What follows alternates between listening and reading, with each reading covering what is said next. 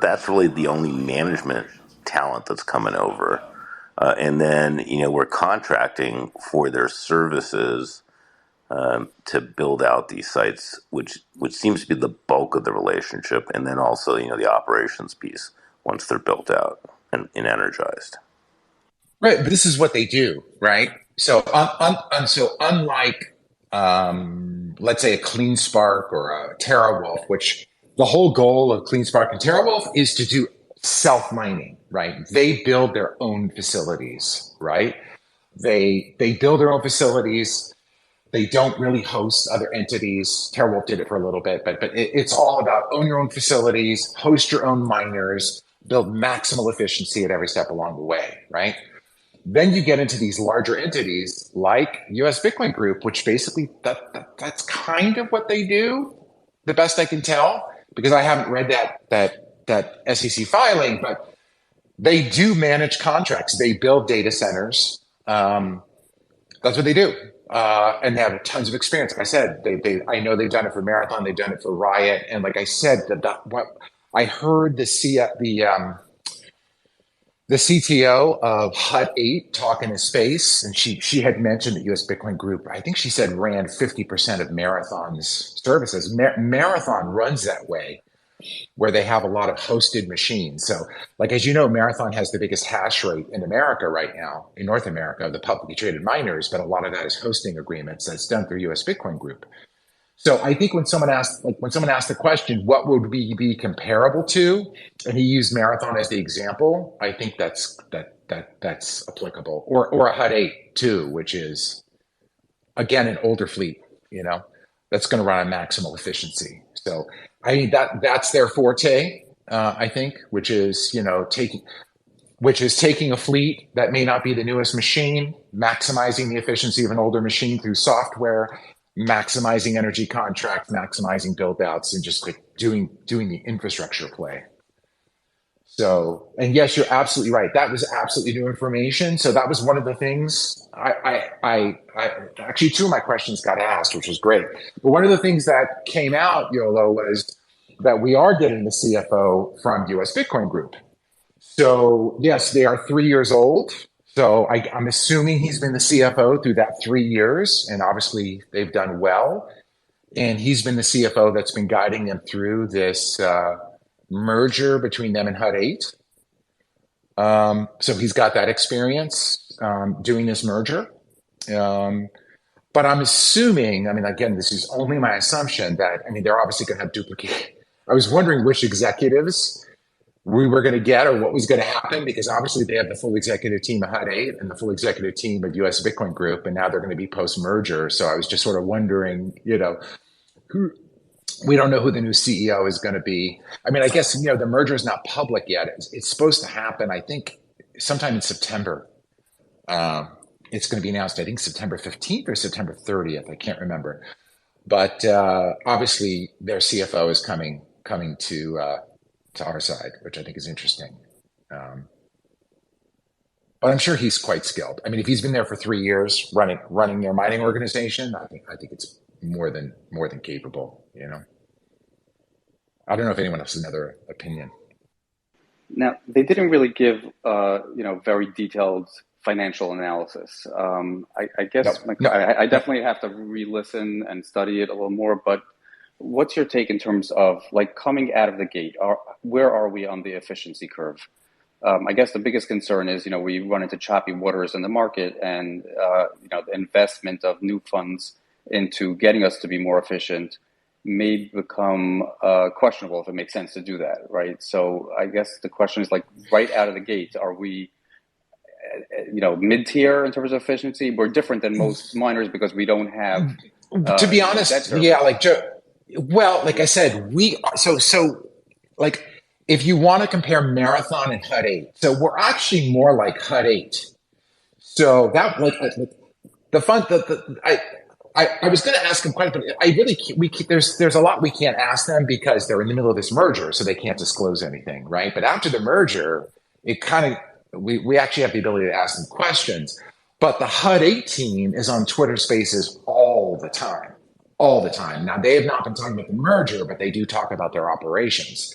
So, and I've seen, and since HODL is a publicly disclosed miner, you get to see their financials. Now, of all the North American publicly traded miners, HODL is actually one of the worst positions. Even though they have an older fleet, their fleet is like ours, right? Basically like a 30 joule per terahash fleet, which is, again, it's not the best. Like the most efficient fleets now would be like, if you want to be like Clean Spark or TeraWolf, you're going to be like 25 joules per terahash. That's going to be like the super efficient fleet heading to this halving. So we'd be like the next tier down, like 30. So like using the equation, like the typical equation. So if you want to say like 30 joules per terahash at 0.06 cents per kilowatt hour power cost roughly gives you like a break even post halving at around over $50,000 a Bitcoin. You know, like right now you'd be profitable at like your break even is going to be a little under $25,000 a Bitcoin, right? So it's going to be roughly 50,000 just from a power cost. And that's also assuming, now remember, you've got, you know, there's multiple factors in there, right? One of them is going to be the difficulty rate, you know, where we're going to be. Like we're around 400 terahash per second right now in terms of the difficulty rate. Like that's assuming like 600, you know, post halving. That also factors in because the higher the difficulty rate, the higher the cost. So we're not going to be the most efficient, but we're not the worst. And like I said, like, you know, the closer Bitcoin is to 50 or over, the closer we are to profit, but we also are not in debt. Now, the thing about HODL, though, is HODL has a similar fleet, but HODL is one of the only publicly traded miners that's actually cash flow negative compared to all the other North American miners. And that's because HODL had specific site problems. They had 2 sites. I think one site, maybe Sharon would know. One site is completely down. They had significant power problems, and another one had issues where I think it wasn't up to maximal efficiency. So HODL has actually been running cash flow negative, but they have a huge HODL. They have 1,000, 1,500 Bitcoin. So they have like a huge HODL position in Bitcoin, but they're cash flow negative.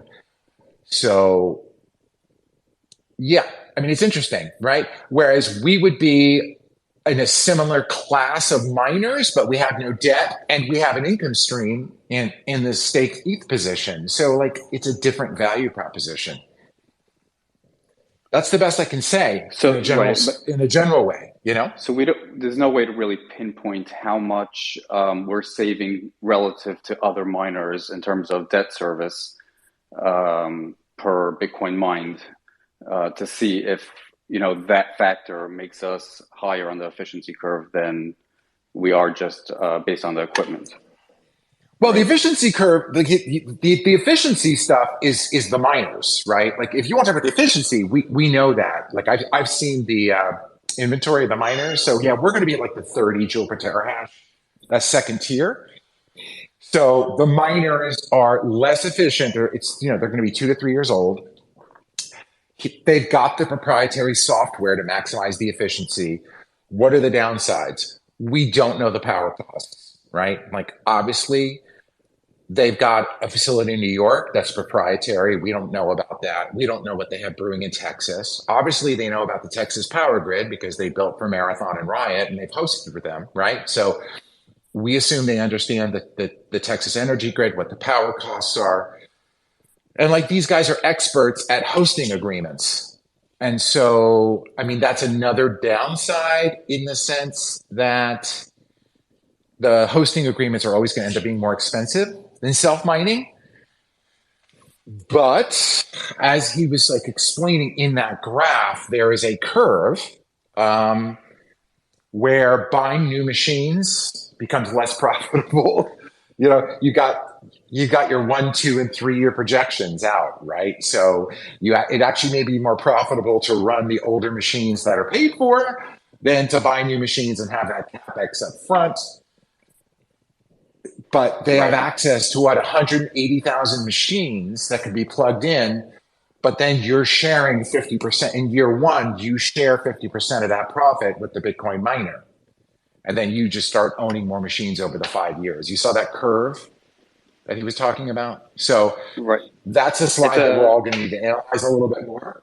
Yeah, that one slide where he's got the curve between, you know, the capex between buying new machines versus running old ones, and the capex, and like, I'm sure they have that number down since that's what they do, and that's really what we're talking about here. Like, you know, I mean, everyone needs to understand when you own a Bitcoin miner, you're higher beta to Bitcoin. So we're going to win Bitcoin mining stock, and like the goal here is to sell the top. This is not a long hold for 5 years, right? I mean, the Bitcoin mining, I mean, this stock is going to go, if Bitcoin goes up, this thing's going to go parabolic, right? So, right, it's a leverage play, and that can work, you know, to our favor, but it could also work to the downside if we go into really choppy waters, you know, in the next 6 months to a year before the halving. Right. I mean, like I said, all the miners are basically profitable right now, with roughly all the public people, all the miners, and certainly with these older machines, like certainly like as long as Bitcoin's over 25K, they're all profitable right now, right? Right. Well, we or even lower. Though, right.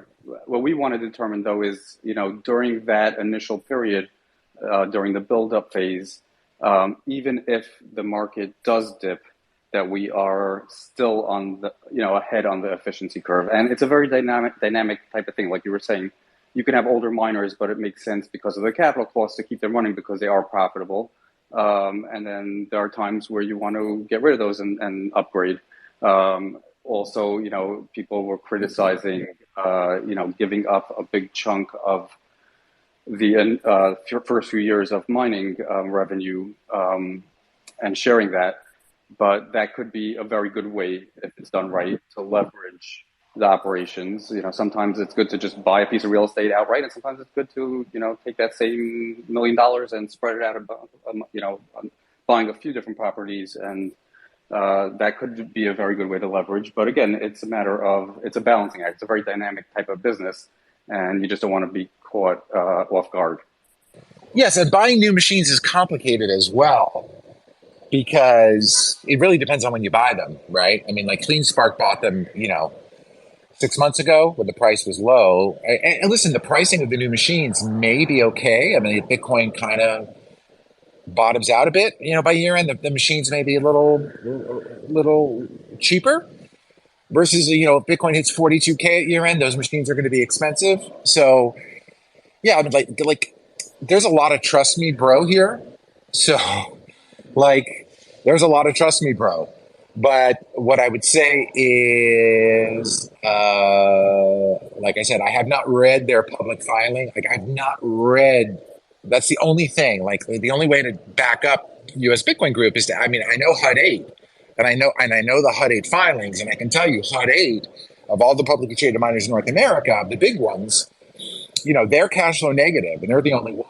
And again, because they have a site problem, just like Celsius did, where you know, sites weren't up and they weren't running to maximal efficiency because they had power problems. They just had machines that were not plugged in. So that's what I mean. We're kind of like HUD-8 in a way. But like I said, there's a lot of trust me, bro. But I was taking it as a kind of I was taken through the lens of when NewCo goes public and they want to take this to and do the roadshow and put on that slide deck for an institutional investor, what is the value proposition of our NewCo versus, you know, investing in a HUD-8? I mean, are just investing in the new HUD-8 US Bitcoin Group stock, right? You know what I mean? Because they're going to be public too. I mean, we'll be competing against them. Think about it. Right? So they're going to be a new stock, right? The new HUD-8 US Bitcoin Group entity will be trading, I guess, at some point in September or October, and we'll be in December, January. So what would make us more valuable over them? Or versus, you know, putting more money into Riot or Marathon? And it would be, yes, we've got an older fleet, there's access to new machines, but we have no debt, and there's an alternative income stream. No debt, and there's an income stream with that staked ETH that has some yield, which, you know, brings profitability. So we do have a different value proposition than the standard miner.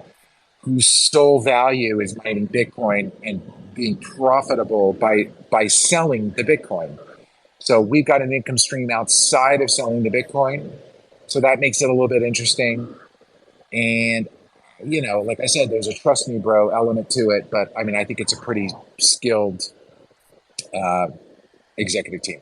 Like, it's just I mean, if you listen to the CleanSpark executive team, they don't, they have similar, years of experience, right? 3 years, the CEO, young guy too, just like that. Their CFO seems to have more experience, I think, but I think that's all right. I don't know if anyone else has a different opinion. I know I'm blabbering, but welcome any questions. Pretty amazing how much of an expert you have become on mining, Michael. Yeah, I'm so proud of you, Michael. Yeah, I mean, listen, it's the one good thing that has come out of all this, which is, I've always been interested in Bitcoin, but it kind of amazes me. There's like a whole part of Bitcoin which is about Bitcoin mining, and really, what's happened this season is really it's about the U.S. publicly traded Bitcoin miners and what's changed since the last bull run, where basically they all that hash rate was in China, then they left China, they came to the U.S. basically got a tons of loans, levered themselves up, and just went full blown at scale, in debt, basically using cheap debt to go full at scale, and they all just went belly up. And they've all gotten smarter, and now U.S. mining, I mean, it's 40% of the hash rate of the world hash rates now U.S. miners. Not all of that's public, but these publicly traded Bitcoin miners, it's absolutely fascinating. I mean, since they are publicly traded, the amount of disclosure, the amount of information that they have to disclose, and even still, they report different information. It's kind of fascinating to see how they report things a little bit differently. And more importantly, like the U.S. institutional investment in U.S. Bitcoin miners is so heavy. It's absolutely fascinating to see that, like, when you say, are U.S. institutions interested in Bitcoin mining? They absolutely are. Yeah. So, I mean, when you look at CleanSpark, when you look at TerraWolf, look at Riot, I mean, it's huge. You can look at their disclosures and see how many, and a lot of it is the ETF funds, like the Vanguard Value Fund. There's like Vanguard Digital and VanEck Digital Funds. Like all these ETFs buy the Bitcoin mining stocks for their ETFs. So there's just tons of institutional investment. So I was looking at it through that lens. Like when they do the roadshow to VanEck or Galaxy Digital or Vanguard, would they want to buy our stock for their ETF fund? I think so. I think it has an interesting value proposition. That's how I was looking at it, more than as a creditor that was trying to nitpick value, because I think it's so hard to figure out the multiple. I mean, how are we as retail people to kind of really figure out the enterprise value? It's not easy. So, I mean, that's it. That's my hot take.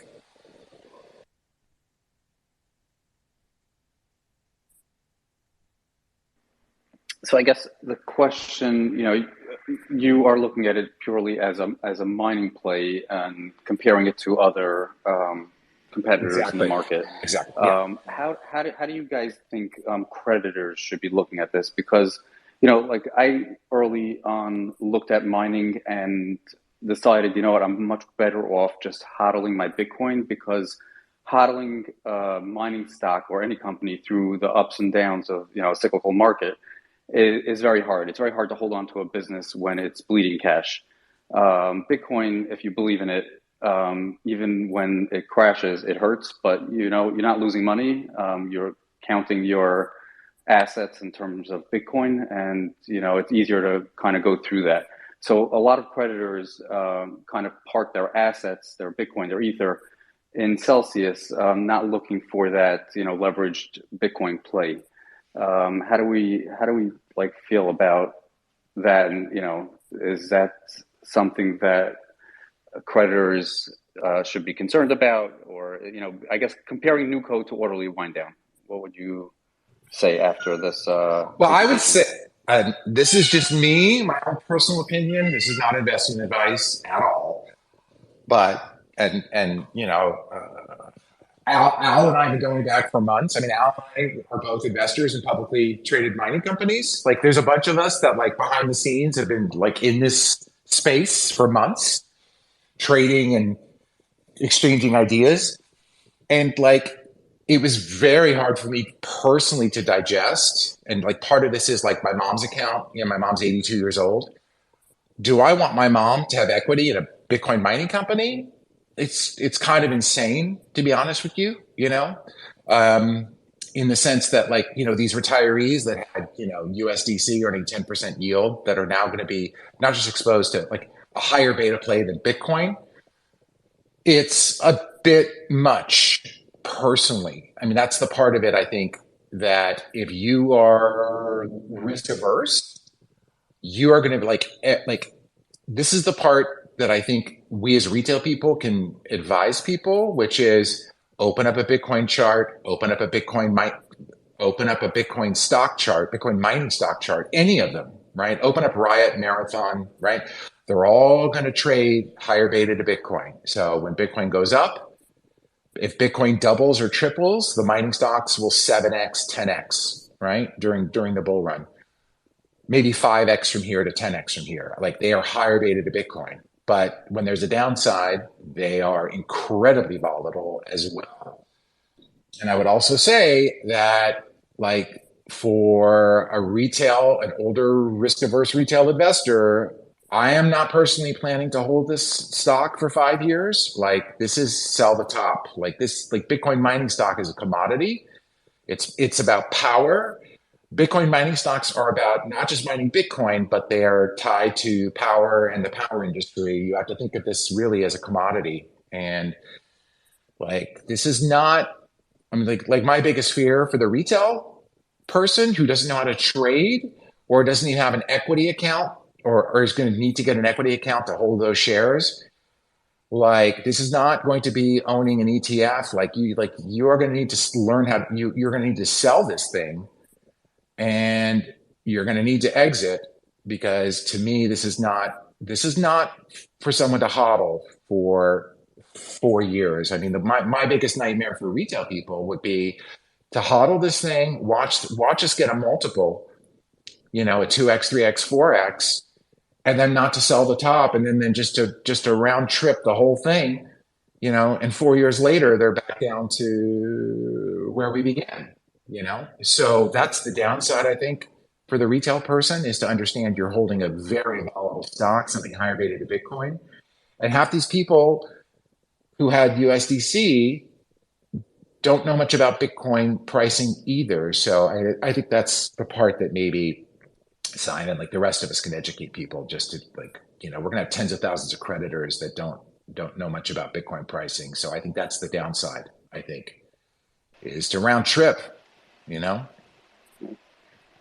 I haven't looked closely, but that beta, you know, differential between Bitcoin and Bitcoin mining, I'm guessing over time, like with each cycle, that differential is less and less. I'm sure, like, the first mining stocks were kind of like penny stocks at crazy volatility, and we've only been through a couple of cycles, but I'm sure with each cycle it'll be less.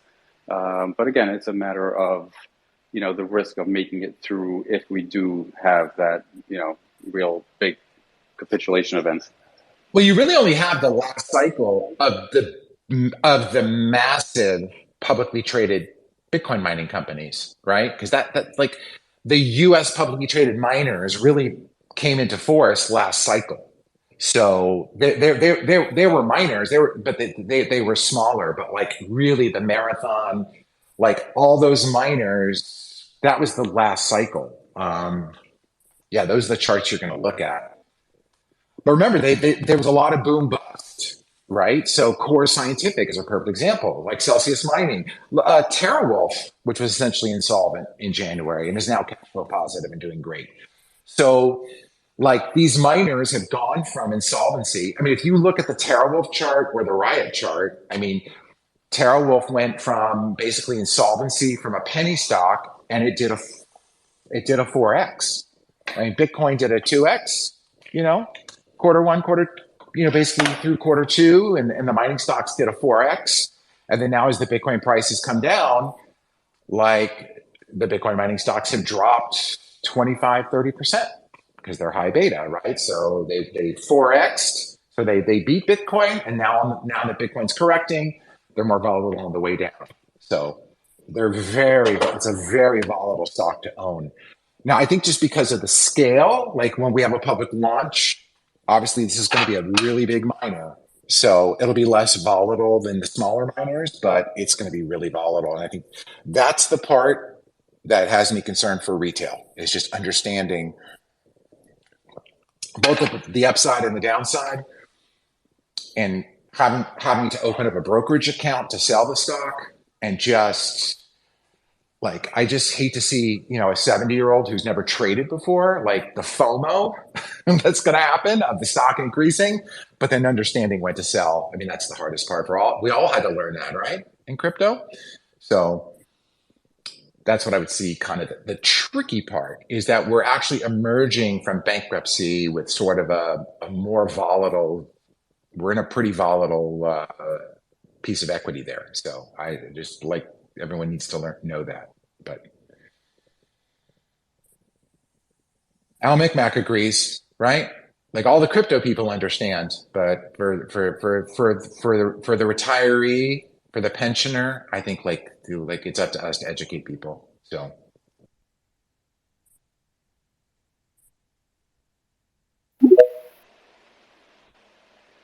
Did we learn anything new from the presentation today that was unexpected, or twists to how they plan to do things? Well, they did mention that they were going to revalue the equity closer to closing date. That was interesting. I picked up on that was new information. Whether or not that gets done, I mean, what's unclear is whether that gets disclosed prior to the voting deadline. So, which would help with understanding the toggle ratios. And they did kind of break out how that valuation was done, which was that it's a three-part valuation, which is the mining company, which is what Centerview did off of that DCF cash flow. And they came up with a value of like 410 to, or I guess the aggregate was 410 to 600 and something. And they picked the midpoint, which was 562 for the whole company. But the mining company, which seemed to be largely off the DCF, the staking operation, which they're just booking, they're just valuing at book value of the 450 million in ETH that's being used to capitalize it. And then there are these illiquid assets like the venture capital portfolio and some DeFi investments that are coming over to NewCo, which are valued by this other valuation firm. And I forget if that's Stout Rezius or Huron Consulting, but one of the other valuation firms than Centerview is doing that piece of the work. So it's that three components that went into the overall NewCo valuation in the disclosure statement. Yeah, when they said that, I was thinking that perhaps it could be the reason they are going to reevaluate is for tax purposes.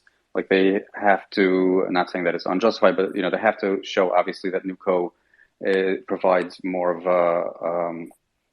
a recovery for creditors. But if they can help with taxes by reevaluating and lowering that valuation at the end somehow without screwing up the exit.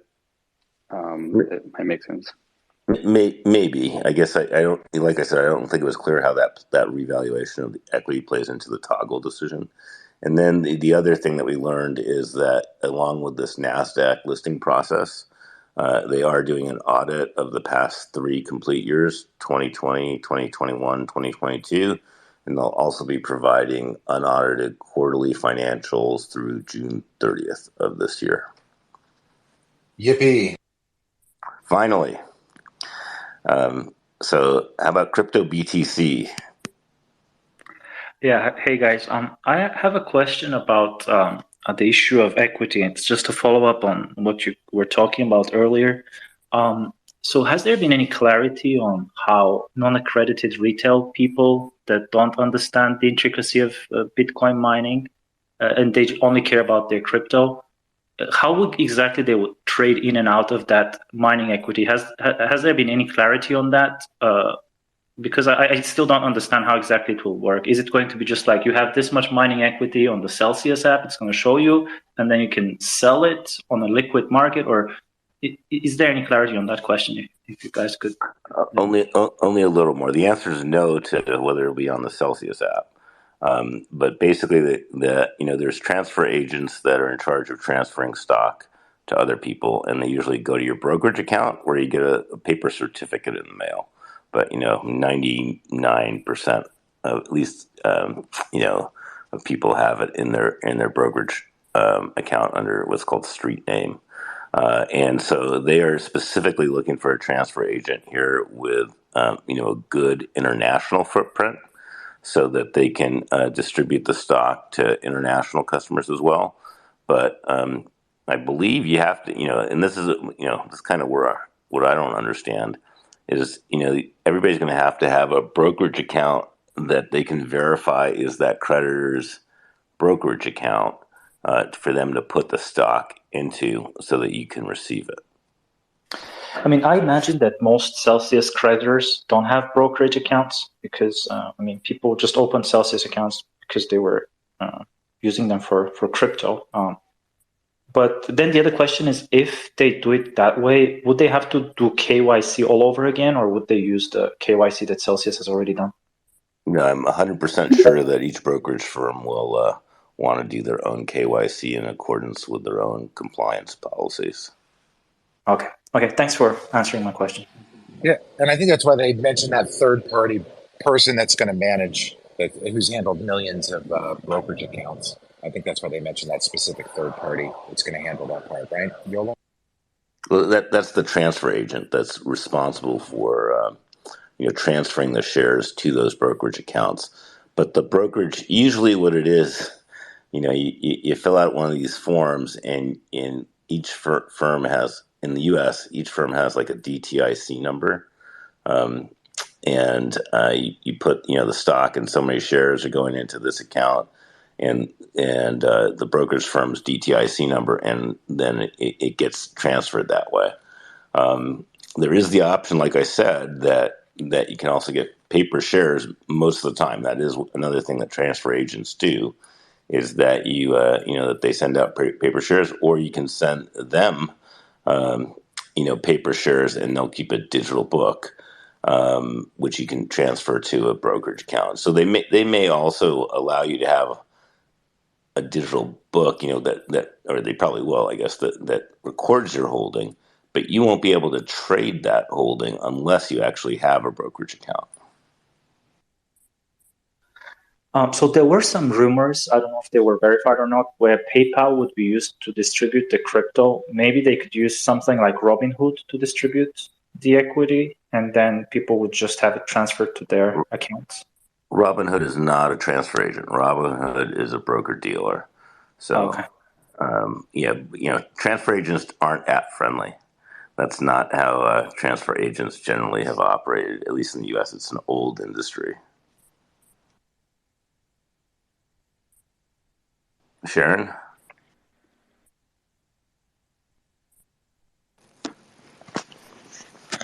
Yeah, you actually make a good point that transfer agency operate in a non-digital world. But I was going to comment on valuation and all that. And one of the good things about U.S. Bitcoin is that at least the last couple of years, as a private entity, they've been deeply, deeply, deeply discounted in valuation compared to the publics. So, getting about a half evaluate. Well, it depends on if you're evaluating on hash rate or on EBITDA, but significantly behind. So there is a lot of value to unlock, and once this goes forward, Joel Block was brought into U.S. Bitcoin for the raise, I think it was the B1 and the B2. So he's very, very adept at taking the merits of a company to the market for a capital raise. I think that'll be a good advantage. And then finally, we keep looking at all the numbers versus the publics, but all the publics have debt. So we have to remember that, as Michael was saying, that bumps up the tier of efficiency significantly.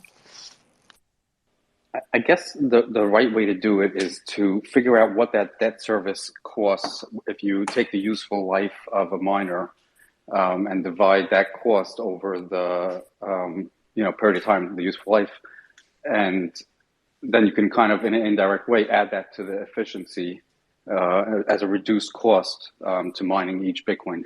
Well, you can see it. You can see it in their presentation of one of the options today, right? They presented the impact of the ASIC strategic partnership. Now, what they didn't share was, so what that's basically showing is the impact on CapEx. The 25 million example, right? And what they didn't share is at what cost of profit. What percent of would the profit share be back to the ASICs manufacturer they're partnering with? But for this discussion point here, that example illustrates how capital efficiency really can make a significant difference. So I think the bottom line there was that the infrastructure was 38 megawatts if they spent 25 mil on miners and 12 on infrastructure. If they took all of it and focused the CapEx just on infrastructure build out, that takes the 38 megawatts to 117. So that's far more productive use of capital.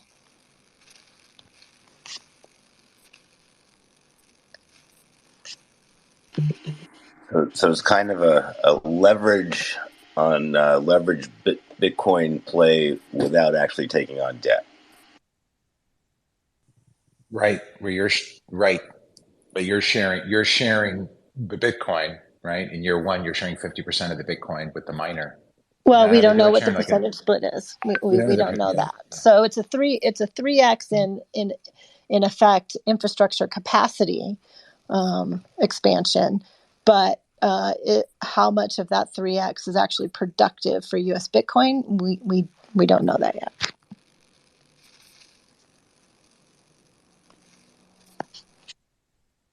But it's an interesting and astute play because, capital efficiency has been one of the challenges that all the miners have been trying to figure out. Right, and sure, and that's their magic formula. I mean, that's the one thing you're going to say about U.S. Bitcoin Group, right? So when it comes to maximizing costs with a fleet, right, that's got a certain joule per terahash. So between managed contracts, power costs, hosting agreements, all the complicated formulas, right? Buying new machines versus, doing this sort of profit sharing of new machines with the miners. They've got a magic formula that's going to maximize the benefit. That's just sort of that was just sort of my takeaway. When I say there's a bit of trust me, bro, I mean that's what you're trusting. Like they probably have more experience. They probably have the most experience in this last 3 years, which is really the 3 most important years, right? Running miners from insolvency now to cash flow positive of this exact model, right? So I think that was the interesting part, to me at least. I don't know that we're ever going to get the exact formula printed out because I think that's their secret sauce, right? Cam, Simon, what were your takeaways from today?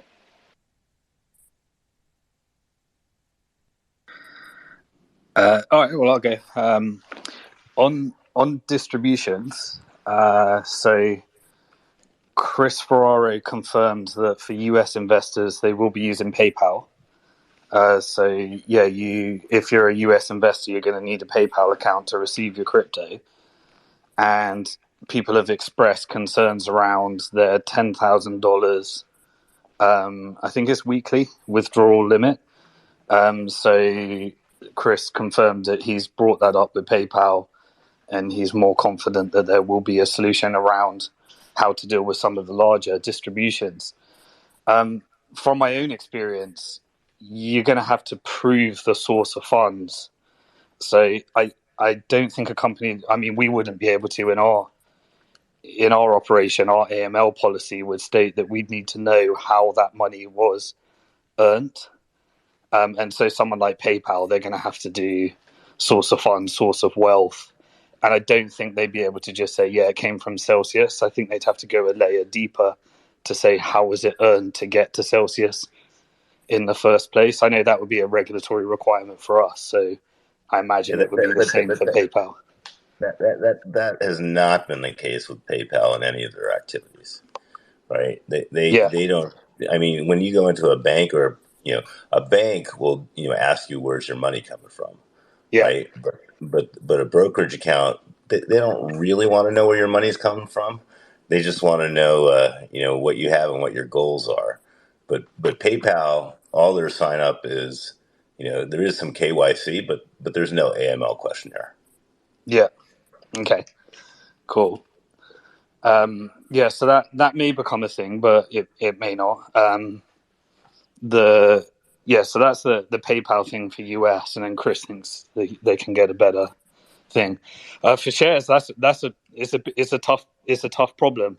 It was one of the advantages of the NovaWolf deal was that you could have done it on a blockchain, and that's a lot easier problem to solve than the distributing hundreds of thousands of shares. So to give you an example, when we invested in Coinbase and Robinhood private equity a long time back, and then when they went public, it took almost.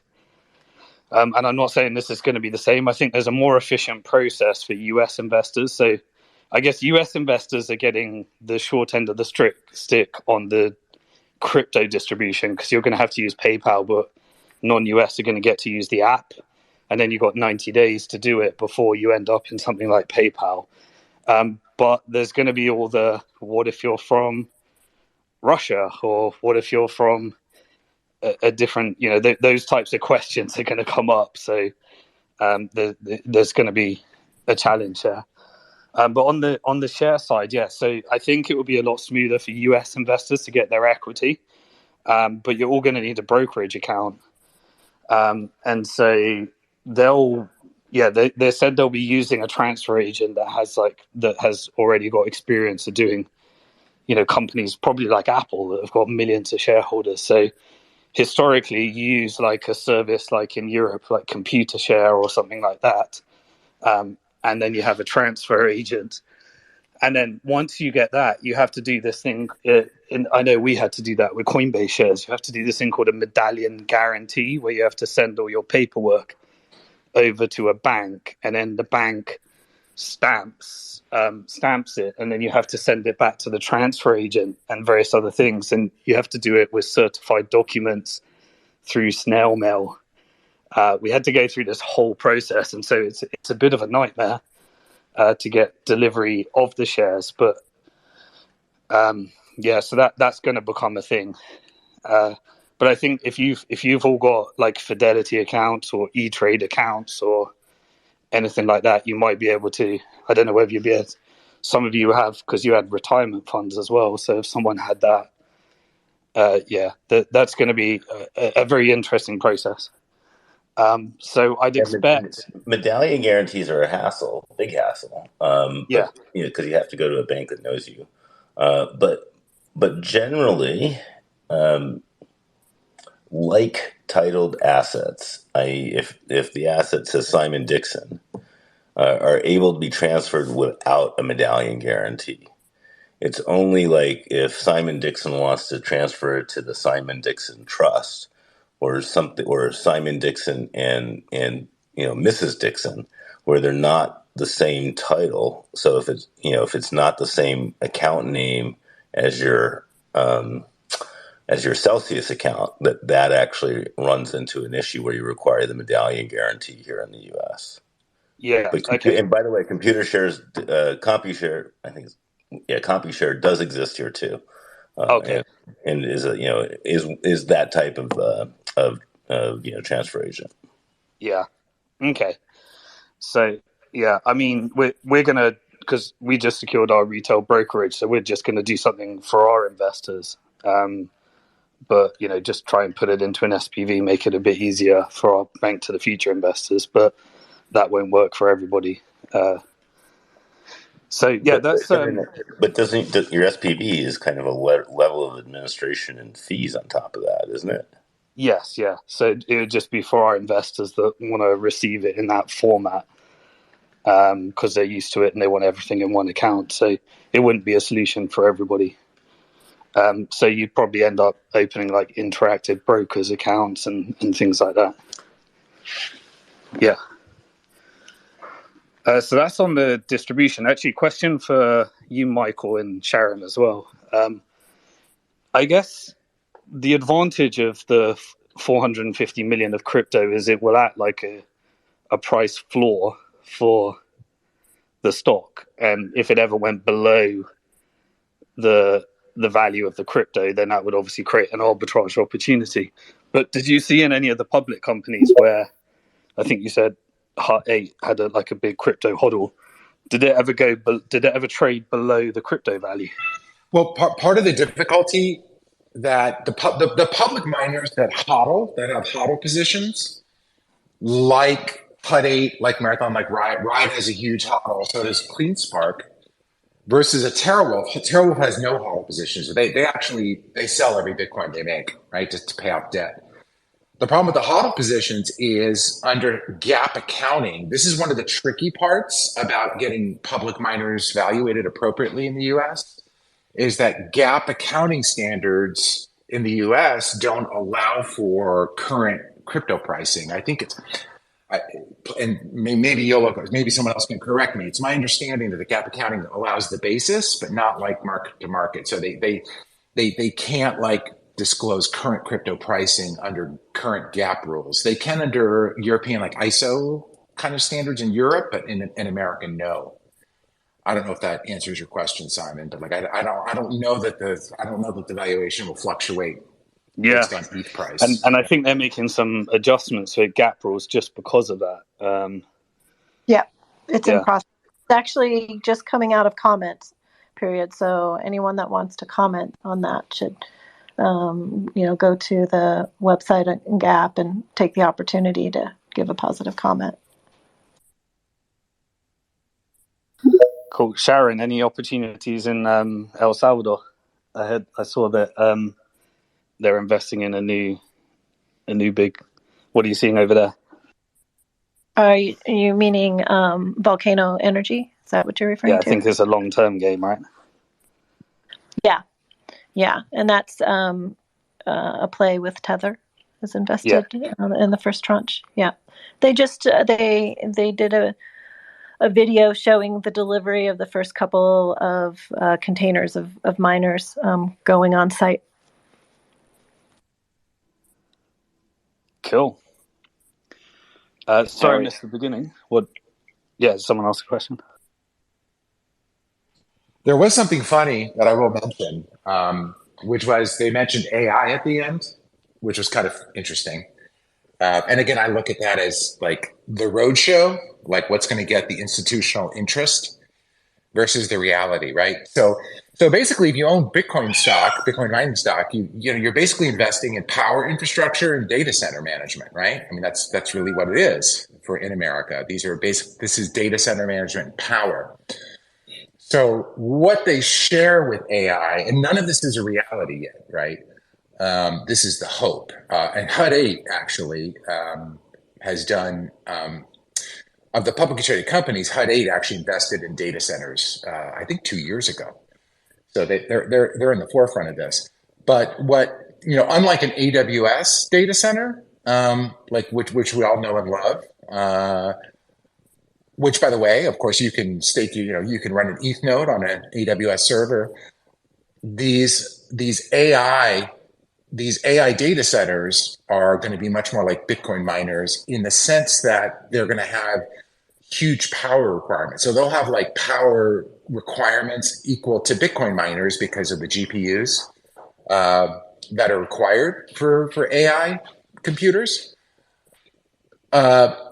So they'll share that with Bitcoin. So you can build a data center that's got like equivalent power infrastructure requirements, but they're very different data centers in the sense that Bitcoin has this sort of these AI data centers require massive throughput, networking throughput, and as well as like almost more like clean room things because those chips are incredibly sensitive. So they're not quite the same. Like you're not going to put an AI computer next to a Bitcoin miner. But so what they share would be like you would build a facility that's going to have the same power, like that's going to have the cheapest power source, similar power requirements, but they're not going to be basically next to each other on a rack. They have different throughputs, networking requirements, and kind of like clean room standards because they're sort of, and obviously you're not going to have like an AI GPU that's immersion cooled like you would a Bitcoin miner. So they are different, but they in terms of the infrastructure part, the power and the power requirement, most importantly, is what they share. So you could put them on the same site if that makes any sense. But I think that was just sort of if you follow crypto, you know that anything that links AI to crypto is a win-win. I mean, that's the play right now because AI is obviously the big play in the market. So I almost laughed when I saw that because that's for the institutional side, versus just investing in a traditional Bitcoin miner. Well, we have a potential AI play. I just thought that was kind of amusing.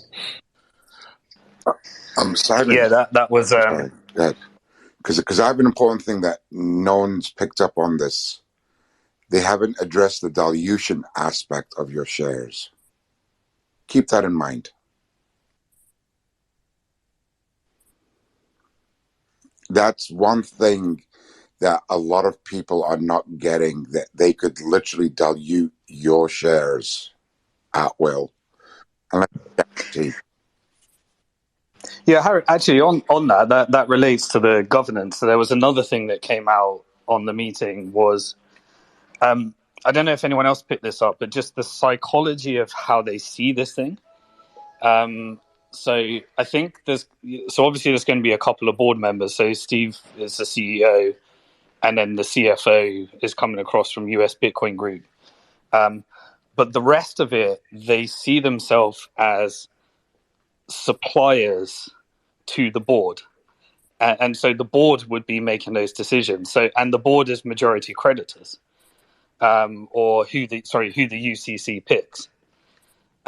So it's not going to be, I don't think it's going to be anyway, someone from like US Bitcoin Group or any of that, because they see themselves as the suppliers as opposed to those. So anything to do with dilution or dividend policy or any of those things is going to be the decision of the board. So if they want to do a capital raise, and it's very much pitching to the board of the best use of capital. So they see it as, yeah, we want to put this Bitcoin to work, but what would it, is it really going to outperform Bitcoin if we deploy it into some new vertical integration, longer term strategy to do with Bitcoin mining? They also revealed that they want to have a risk managed restaking play. So, leveraging, which I think Arrington and Proof Group's experiences, which is taking a VC investment with a new protocol and then being able to deploy some of the ETH staking into a restaking model, which obviously adds additional risk in exchange for additional return. And then they're talking. Simon, they're talking about EigenLayer, right? Yeah, they're talking about EigenLayer. Yeah, they're talking about EigenLayer restaking. Yeah, which is very new. That has not been out of beta yet, so that's a new play. Yeah, and Michael Arrington is that type of investor. So why would the board want to raise more capital? Shouldn't its job be to distribute existing capital as efficiently as possible back to creditors rather than trying to raise and dilute? So here I think is you just put your finger on, I think, one of the potential dichotomies, right? Which is, Simon had it exactly right. All these decisions are essentially up to the board as to whether you distribute cash as dividends or whether you decide to reinvest and YOLO it.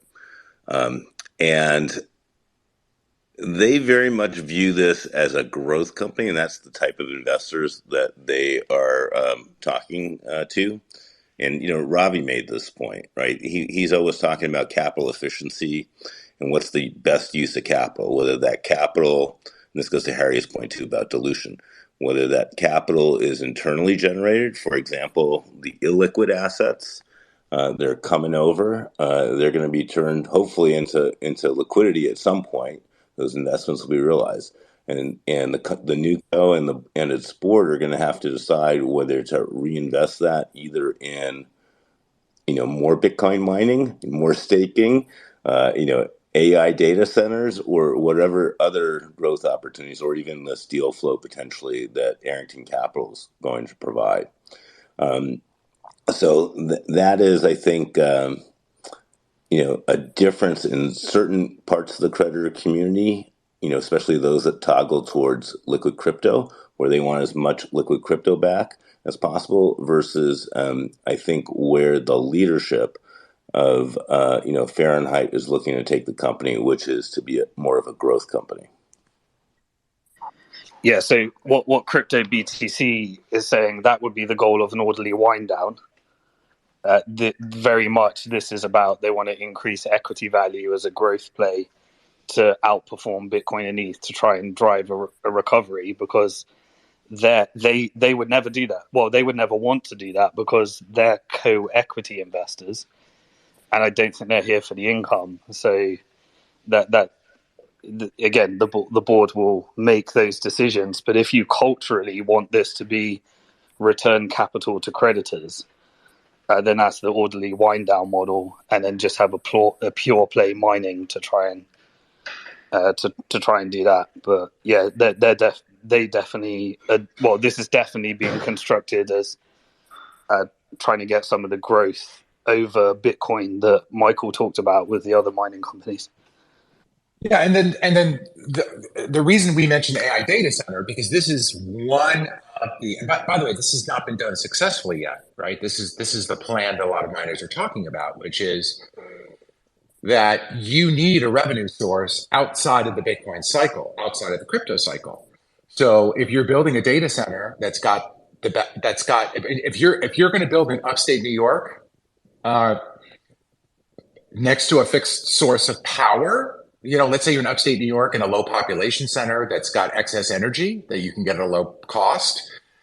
That's a perfect site for both Bitcoin and for an AI data center. So what's the benefit of the AI data center? Well, as a growth company, as a tech play, you're going to have revenue stream outside of the crypto cycle. So during the crypto bear market, if you want this stock as a long hold, that's what you're looking for. You need revenue, steady revenue outside of crypto. That's going to smooth out the bear, and that's the idea then of these AI data center plays, which would be hugely profitable, by the way. So, but that's the hopium on this kind of a play. Yeah, there's they definitely wanted to get across that this is not mining. This is the most effective deployment of machinery, energy, and sites. And so if there's a new opportunity, they're saying the industry is not necessarily here's some ASIC miners. It's here's a bunch of sites that this company is going to own. And how do we deploy those sites in the most effective way? So sometimes you want to switch off the miners and start trading in electricity and all that type of stuff. And then there's some plays around. Is there an AI play? So it goes beyond just the what they were trying to get across. It goes beyond the simple calculations of here's the equipment we got and here's how many Bitcoins they're going to mine.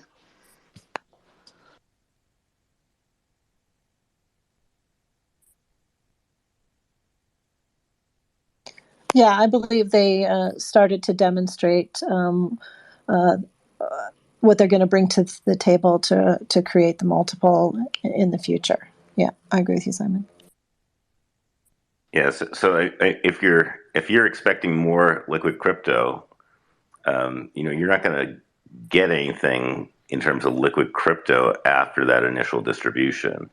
And so your alternative is to, sell the equity and buy crypto if you want to be in liquid crypto.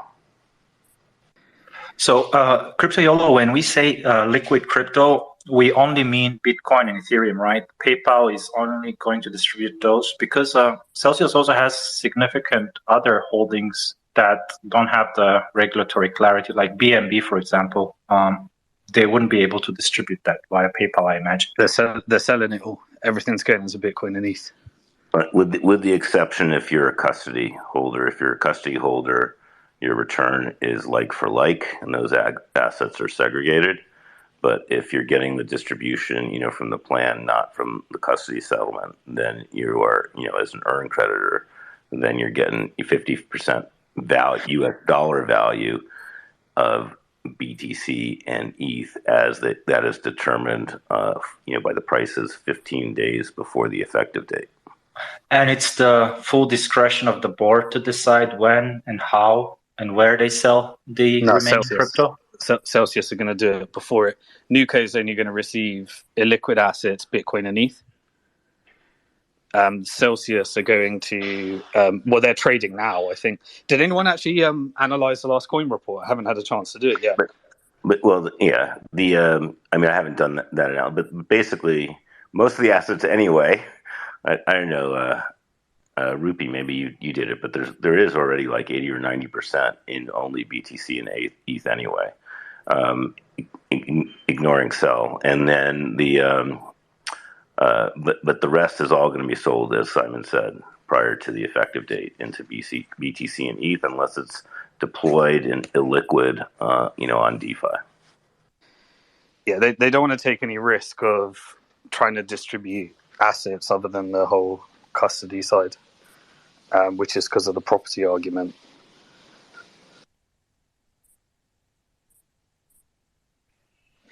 Hey guys, happy Monday. How's everyone?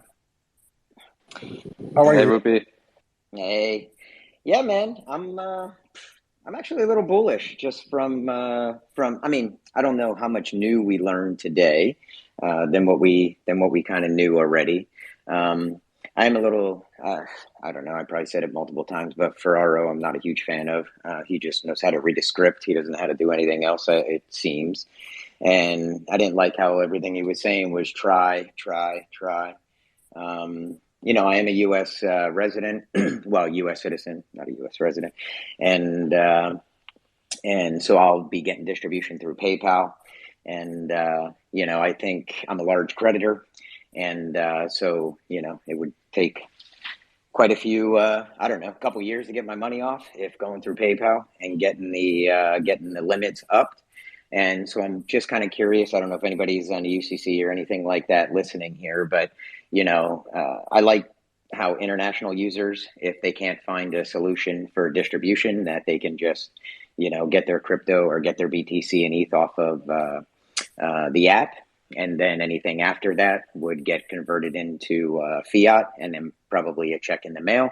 I would kind of like that similar for U.S. residents, not necessarily a check in the mail, because I believe we can do PayPal after the 90 days. But I'm not sure, I'm personally having a larger distribution. Obviously, I don't think anybody would want to go through PayPal and just have to continually set an alarm. Okay, this week I got to take out another 10 grand. This week I got to take out another 10 grand, yada, yada, yada. And to where we just are able to get our lump sum off of the app, and then anything over the 90 days would then be transferred to PayPal, and then we can get our distributions from there after the 90 days. It's about the only thing. Michael, I agree. AI is kind of the buzzword right now, so I think that's kind of cool to bring in some institutional investors. I like how they are optimistic about having a ticker on NASDAQ by the effective date or shortly thereafter, and they've been in communication with NASDAQ, and regulators to kind of make that happen. And I think that's actually awesome. And I think that also helps folks such as myself or others that, we want more liquid crypto back. I mean, I am kind of bullish on NewCo. It's great, but I obviously would like to have more of my liquid back. Need a little liquidity in my life. And but I don't want to lose 30% toggling to that. And I don't mind holding for 6 months, 9 months, whatever it is, and then sell back. Obviously, I think there's going to be a pretty big sale right when it does go live on NASDAQ, like almost every IPO. But if you can, hold just a little bit longer, it typically will come back, and then you'll be able to sell off then. Taxes. It's one thing I'm a little upset about too. We don't have any new information on taxes and what the implications are of that. I know everybody's in a different boat based on their cost basis. I get that completely, but if they're able to at least give us a formula that each creditor can figure out exactly what their tax burden would be, that'd be awesome. And when the Earn had ad hoc and Manny and Danny had their space a couple weeks ago, and was just kind of asking the lawyer there, seeing, if they're trying to go for theft loss. I also believe that that's a great thing. If many, that would help out a lot of retail creditors. If we would be able to get a theft loss for taxes, basically what that does is that, not only allows us to offset our gains in capital gain sense, but it also allows us to offset our income. Which could really benefit people and allow them to get some extra money for that first year at least. But yeah, I think that's about it. But I mean, as far as NewCo, I am kind of bullish on it. I think the AI, the ETH staking. I'm not old, but older, and when it comes to staking stuff, I do prefer having a central exchange to be able to trust and have them stake for me, and I don't mind them getting a little percentage of that. So I think that having this as a business of staking and providing extra yield is an extra revenue stream. So during the bear market or anything like that, I mean, we're in one right now, but when it comes, it's obviously going to be coming again, right? And that it provides additional revenue for NewCo. Yeah, so I mean, all sounds good. We just got to get the hell out of bankruptcy, we really just got to get out, stop paying these lawyers, and get our lives back in a sense. And again, as I say always, I want to thank all you guys, Joe, Cam, Yolo, Mike, Tony, Simon, Sharon, Harry, everybody, even Crypto BTC. I see you unblocked me. I unblocked you too. But, everybody just staying through this thing, man. It's been going on for a while. And, some of us get fatigued. You go out for a bit, come back. But, man, you guys all been rocking it. And I just want to thank each and every one of you. Can we also just, for emphasis, the PayPal issue is only an issue if you make it an issue, right? You still have 90 days to withdraw from the Celsius app. So get your KYC done as quickly as possible. Initiate the withdrawal as quickly as humanly possible. And then the PayPal thing won't be an issue for everybody. Hey, Tony, you sure? I think that's just for international. For US, you're straight to PayPal. I don't think so. They said 90 days for the Celsius app. Yeah, I agree with Tony on that. It's not straight to PayPal because PayPal can't service internationally, right? And so they're in search of an international distribution agent. So, I thought I saw, the disclosure statement says US is straight to PayPal, and international get 90 days on the app. All right, I'll look again. I hope so. It's in the revised disclosure statement. Simon's correct. US goes straight to PayPal. In the revised disclosure statement, I'm pretty sure that's what it said, not in the original. Chris said it as well today. In the fourth one, all right. You have to remember that Chris Ferraro is an extremely lazy man, so he's going to outsource wherever possible.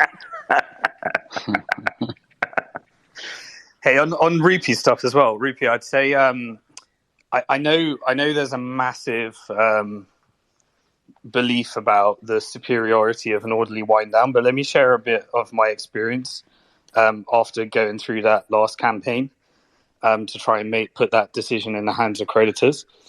The first thing is that there is only a 6% difference because of the expense of the fees. So I was upset that they didn't get those fees down and put it through a competitive process, but the momentum of the plan and the desire to meet these deadlines, it has become kind of overwhelming, where looking back has very much become a complete afterthought. And so the whole orderly wind down is a very underdeveloped plan. It's incredibly underdeveloped relative to the actual reorganization. So the resources that have been put into the orderly wind down make it whereby if we were to go back to that process, you're almost looking at starting again, going through another competitive auction, probably being here through to January. And then in January, exclusivity runs out on the plan for Celsius. So then it becomes a free-for-all. So the whole amount of energy that went into reorganization versus orderly wind down is significantly greater in terms of feasibility. But the difference is a 7% difference because they didn't go through that competitive process and the fees are so high on the orderly wind down. Yeah, I get that. I'm not a huge fan of the orderly wind down. I think, it's going to take a long time for us to, sure, we'll get that immediate 6-7% right away. But then, we'll be getting small checks in the mail for years to come. We're going to probably be getting small checks in the mail for years to come anyway with the litigation trust. But it's very fuzzy, the orderly wind down. The plan, I think, maybe not 100% clear per se, but I also believe that, it's the quickest path to get out, get us some of our money back, and give us a hopium joint for a little bit of the equity and hope. Now I'm also hoping when it comes to the equity of like the mining, for example, how they were saying Centerview gave them a low, medium, and high type of valuation, and they just went off of the middle. They went off of the medium valuation. I don't know if there's any way or if there's anybody, any push, Earn Ad Hoc or any of the ad hocs or anybody really that can be like, why don't we just get the lower valuation out of anything? Now, we may get a lower valuation anyway, just because of how the market's going, but we don't know where the market's going to be when plan goes into effect. But instead of just trying to do a medium valuation, I don't know why, they just can't give us all the low valuations. That'll give us a little bit better of an opportunity to get more of our money back in time. But yeah, so that's my thought with that. But I get it, Simon. I get it completely regarding the orderly wind down. A couple of comments there. One, the valuation ranges, almost always you pick the middle of it after multiple techniques because, especially in this case, it's such a hugely wide valuation range. To some extent, it's not worth much. But, that's kind of the way that they say, hey, this is where it is. They pick the middle. And if you pick the low end of the valuation range, it would, help us avoid running into the convenience class, though. Right, because if the total recovery, which Bitcoin's gone down since the disclosure statement, if the total recovery percentage exceeds 70%, then the convenience class picks up more than the max 3,500, for example, for their top level account, because the 70% gets adjusted upwards to whatever the earn range becomes. But Simon, you mentioned the fees on the orderly wind down. So what's going on with that auction? Didn't the two other parties bring down the fees in the orderly wind down option?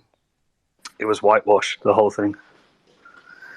All the energy was in reorg. Like the UCC were really behind reorg, and Celsius. We haven't heard from Celsius on what they're going to do with that. And then the entire energy just went around. Here's the deadline. We got to get to this process. So, from what I'm seeing, is if this were to toggle to an orderly wind down, you're looking at several months But I think they're just going to say that the competing bids were not feasible. They didn't have the same level of feasibility. Yeah, but in the end, I think it was probably a ginormous waste of money because that's where all the energy is going. And even if you were to toggle to an orderly wind down, you'd probably just be in the same position. It wouldn't just toggle, I don't think, because it's an underdeveloped plan. No, the toggle is kind of the out, just like in Voyager, that if they can't get NewCo to go for whatever reason, or Yeah, NewCo, but it's not. They wanted it all tied up so they don't have to vote again. well, they But don't, right? And they yeah, can change the orderly wind down provider ah, within the context of the plan if they want to switch and they because they have a fiduciary out in terms of choosing those guys. yeah. Okay, cool. So I think you're only going to see something if it really gets there. But at this stage, they see it as significantly higher risk than in terms of feasibility. And on the valuation side, it's a real. I mean, valuation in this case has just been such an interesting dynamic. So you've got to have a certain valuation to say this is the best plan based upon feasible numbers and disclosable numbers. But you'll always pick apart a valuation.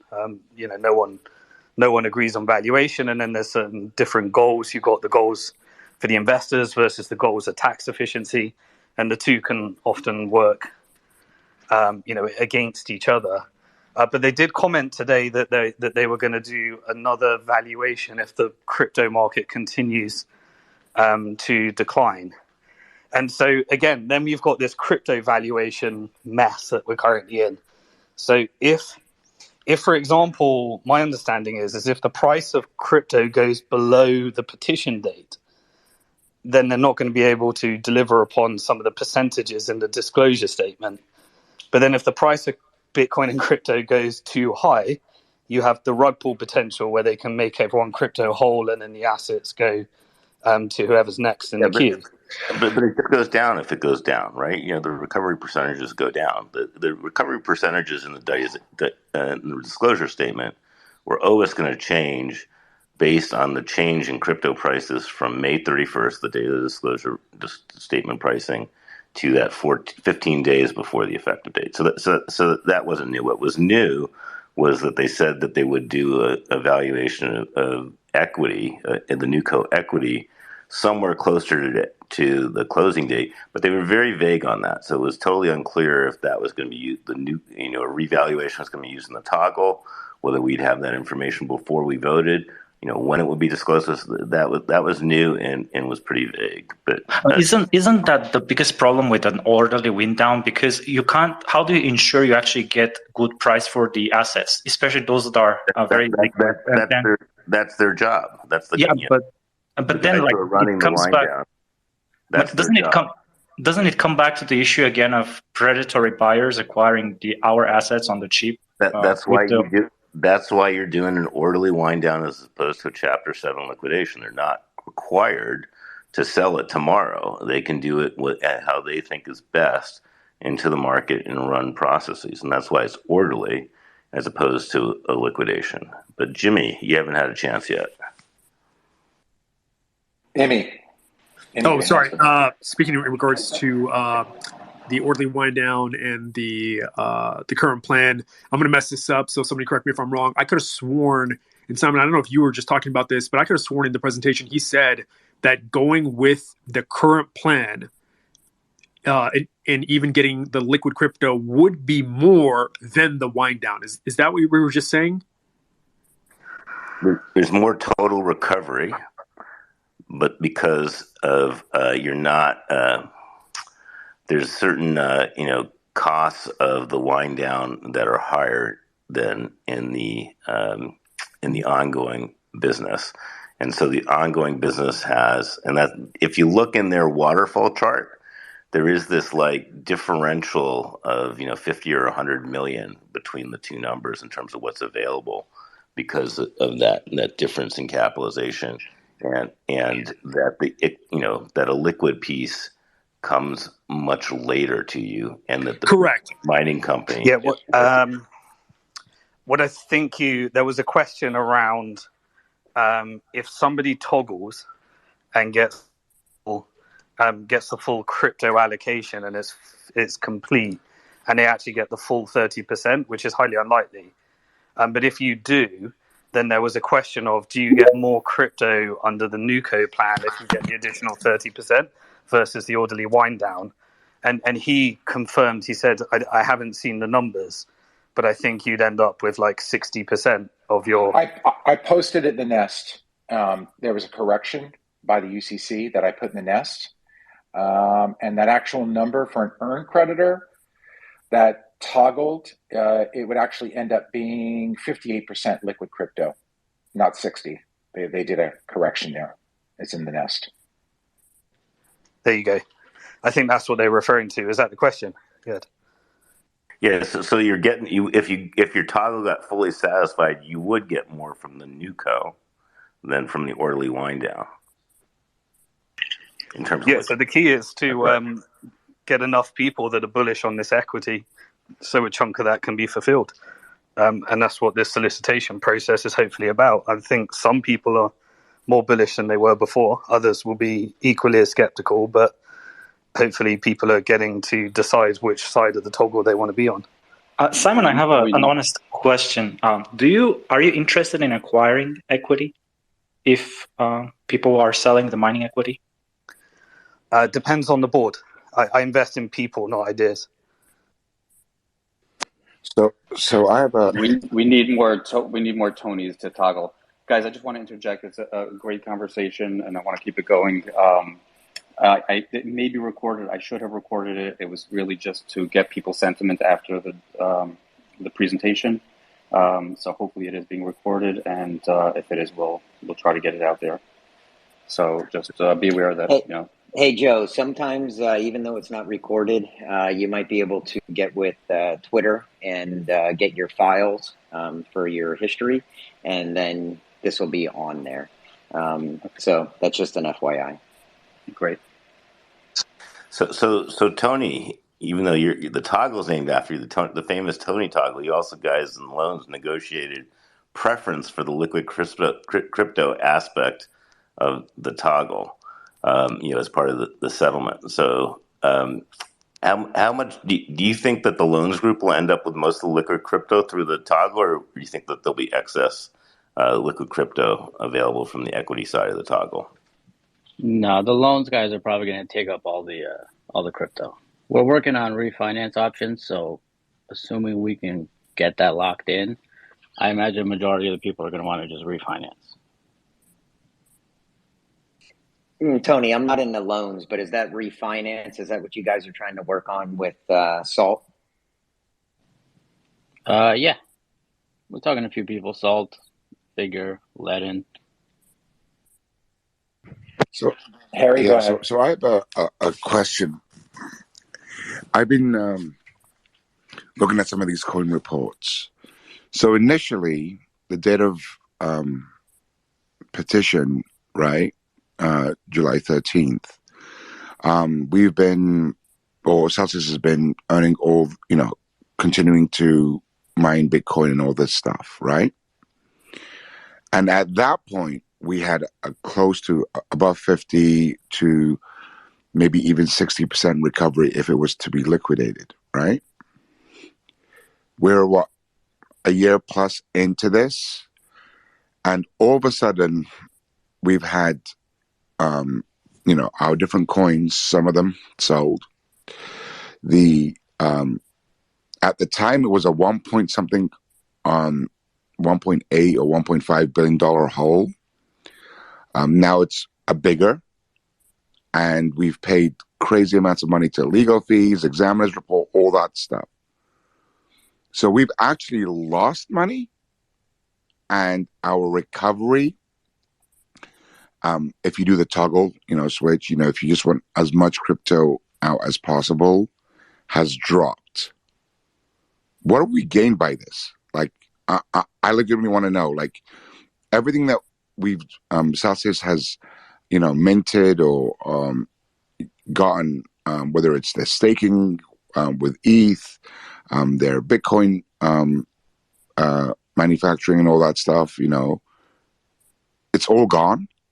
And not to forget Equities First, $5 million a month. Where's all that gone? That's what I want to know. I'll cover it bit by bit if you want. Everyone else can chime in. Please, Simon, because the cost of Chapter 11 so far, it's been about 200 million. If you look in the disclosure statement, there's a liquidation analysis that believes that if we went to Chapter 7, we would get 47%. Chapter 7 probably, maybe CryptoYolo has more experience in this, would have taken just as long as this process. So it wouldn't have been like we suddenly got loads of money. And then it would have been, would you say it would be the same length, CryptoYolo, or it would have been faster? Well, but it's not just about getting the assets out. It's the problem, right? There was a bunch of issues that had to be resolved by the court in this case. That and kind of the last big one was the earned loan settlement. But the court still had to work through all these issues in order to decide what creditors would get what out of the liquidation, even if they went to Chapter 7, because the preferred Series B's guys would have said, "Hey, that's our money." The custody would have said, "We're due 100%." Loans guys would have said, "The collateral's ours." So a lot of energy has been spent on all that stuff, besides the energy that's been spent on the plan, and that would have cost almost the same amount of fees. The destruction in value is from the illiquid assets not being that you're fire selling them, and that when you did get to the point when you'd actually distribute the crypto, whether or not, who knows, it probably would not have been in BTCE, so you would have had to dump it all in the market in order to actually make the liquidation distributions. Yeah, so we benefited from the increasing crypto price, and then all of the bad institutional loans are going to go over to litigation trusts. So, if there's litigation there, if there's breach of terms, then there's going to be a board that will decide whether it's worth spending money pursuing that litigation, and then we'll get any distributions from that. All the good institutional loans are going to go to assets in NewCo, and so. My understanding is, that if you look, there's a list of about 160 people that are not going to be released from the plan, and then those litigation proceed, or those litigation rights, as it were, go over to the litigation, and then we get to a point, or that will be announced very soon, who the oversight committee is that decides how we pursue all of those, and that will hopefully lead to further distributions if they can profitably recover any of those funds. And so the NewCo says any good assets are in NewCo. A bunch of crypto after all these settlements goes back to creditors. The litigation all gets preserved and goes to the litigation trust for the benefit of creditors. Those are the different elements of it. I would also say, sorry. Yeah, go for Joe. I think also, if this went to Chapter 7, it would have been a lot harder to get the various ad hocs to settle, because at that point you're just fighting over, the actual assets that are left and not trying to get out and reorganize the company. So I think that in a way it may have actually costed us more heartache if we had tried to, go to Chapter 7 from day one.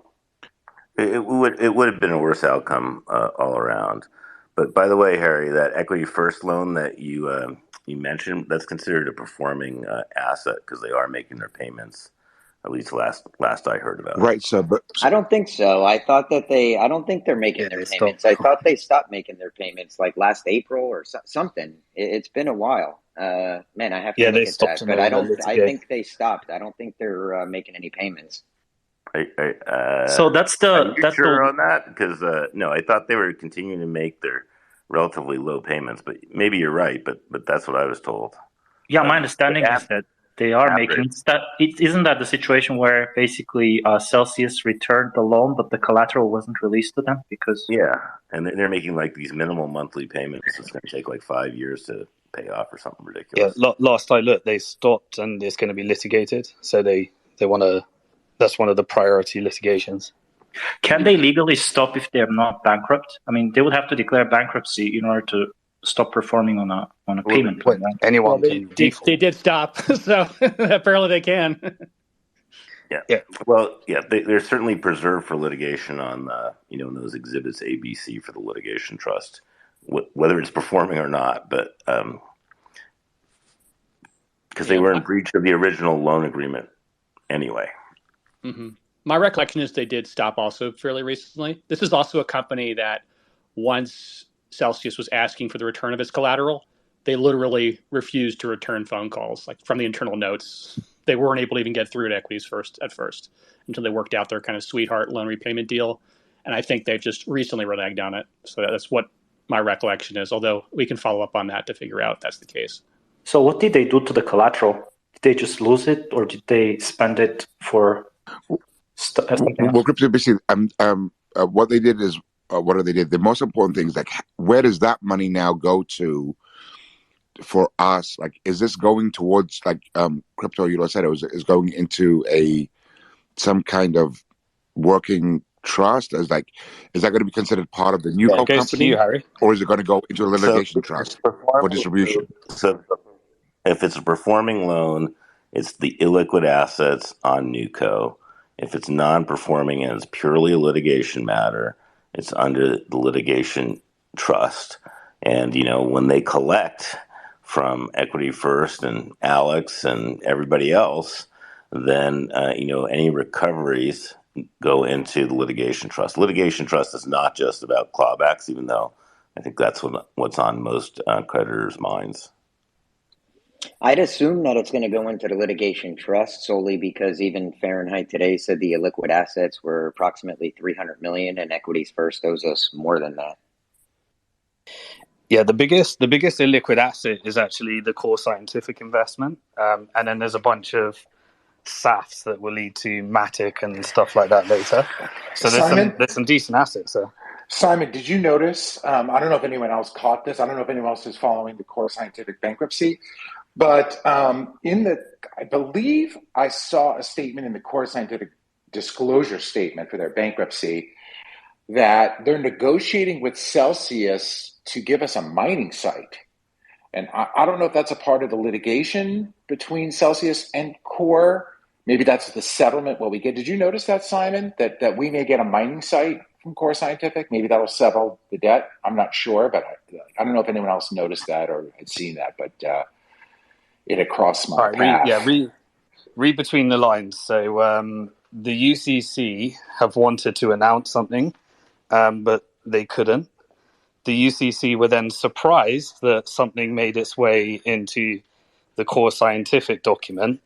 And then today, when someone was asking Asher, there's certain assets we'd like to deploy, but I don't think we can talk about it. Read between the lines of all that stuff. Got it. That's okay. I can say it since I'm not an insider. So I think that's what they're talking about, right? So. And this is from the same company that turned off all those miners and we had to remove them from their facility, right? This is Core Scientific. This is the one that, Core Scientific is an asset I'm very happy that we got. I think it's actually a really decent asset.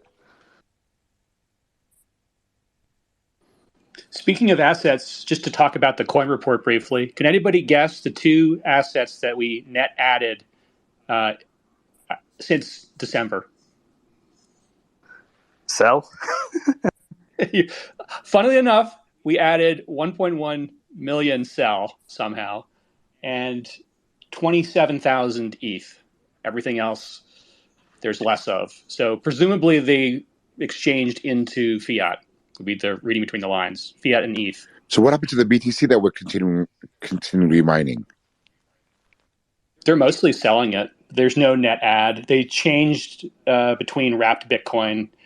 So they added 23,000 Bitcoin, but they also unwrapped 23,000. So it's a net neutral. And I believe they've been selling almost all of the Bitcoin they're mining. So the mining is basically paying the lawyers through the bankruptcy process. Which was a good decision. I mean, there's no reason why Celsius should have kept any wrapped Bitcoin, because they are just adding counterparty risk without any benefit. They should have just unwrapped it immediately as soon as possible. Yeah, so Harry, the business in Chapter 11 is not profitable. It's got to get out at Chapter 11. So they're saying they can mine at these levels. They can mine Bitcoin profitably, but really early on in the court case, they appealed to the judge saying that business as usual is a mining company, and so they're allowed in Chapter 11 to continue business as usual.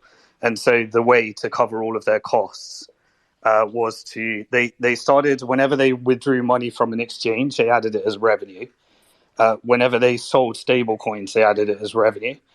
And then whenever they mined Bitcoin, they added that as revenue. And that's essentially where they've been paying all of the unprofitable costs in Chapter 11. Since you guys opened the question of Cel, I have one question about that. So when the vote is counted, how is the vote of Cel creditors going to be counted, whether they accept or not the 25 cents. And that's the price that's going to be used for that? Yep. Okay. I mean, is that what the judge approved, or is it just because, I mean, they are basically proposing a plan and they're proposing the actual how you're going to approve it? I'd assume so, because 25 cents was part of the disclosure statement, and the disclosure statement got approved. So, yeah, exactly right. I agree. And if you notice, there is a breakout in the voting ballot report where they are going to break out holders of cells separately, and depending on what the majority of cell holders do or don't do, they're going to go to a valuation hearing, or they'll just keep it at 25 cents, or they'll, have a settlement, of a different number. Yeah, I mean, I guess like it's semantics, but not talking about the actual holders of the cell token, the cell creditors that are old cell tokens by Celsius. So as you said previously, to approve a plan, it needs to be accepted by half of the creditors by number and 2/3 of the creditors by dollar value. So when you actually do the 2/3 by dollar value, you necessarily need to assign value to each of the tokens that are owed back to the creditors.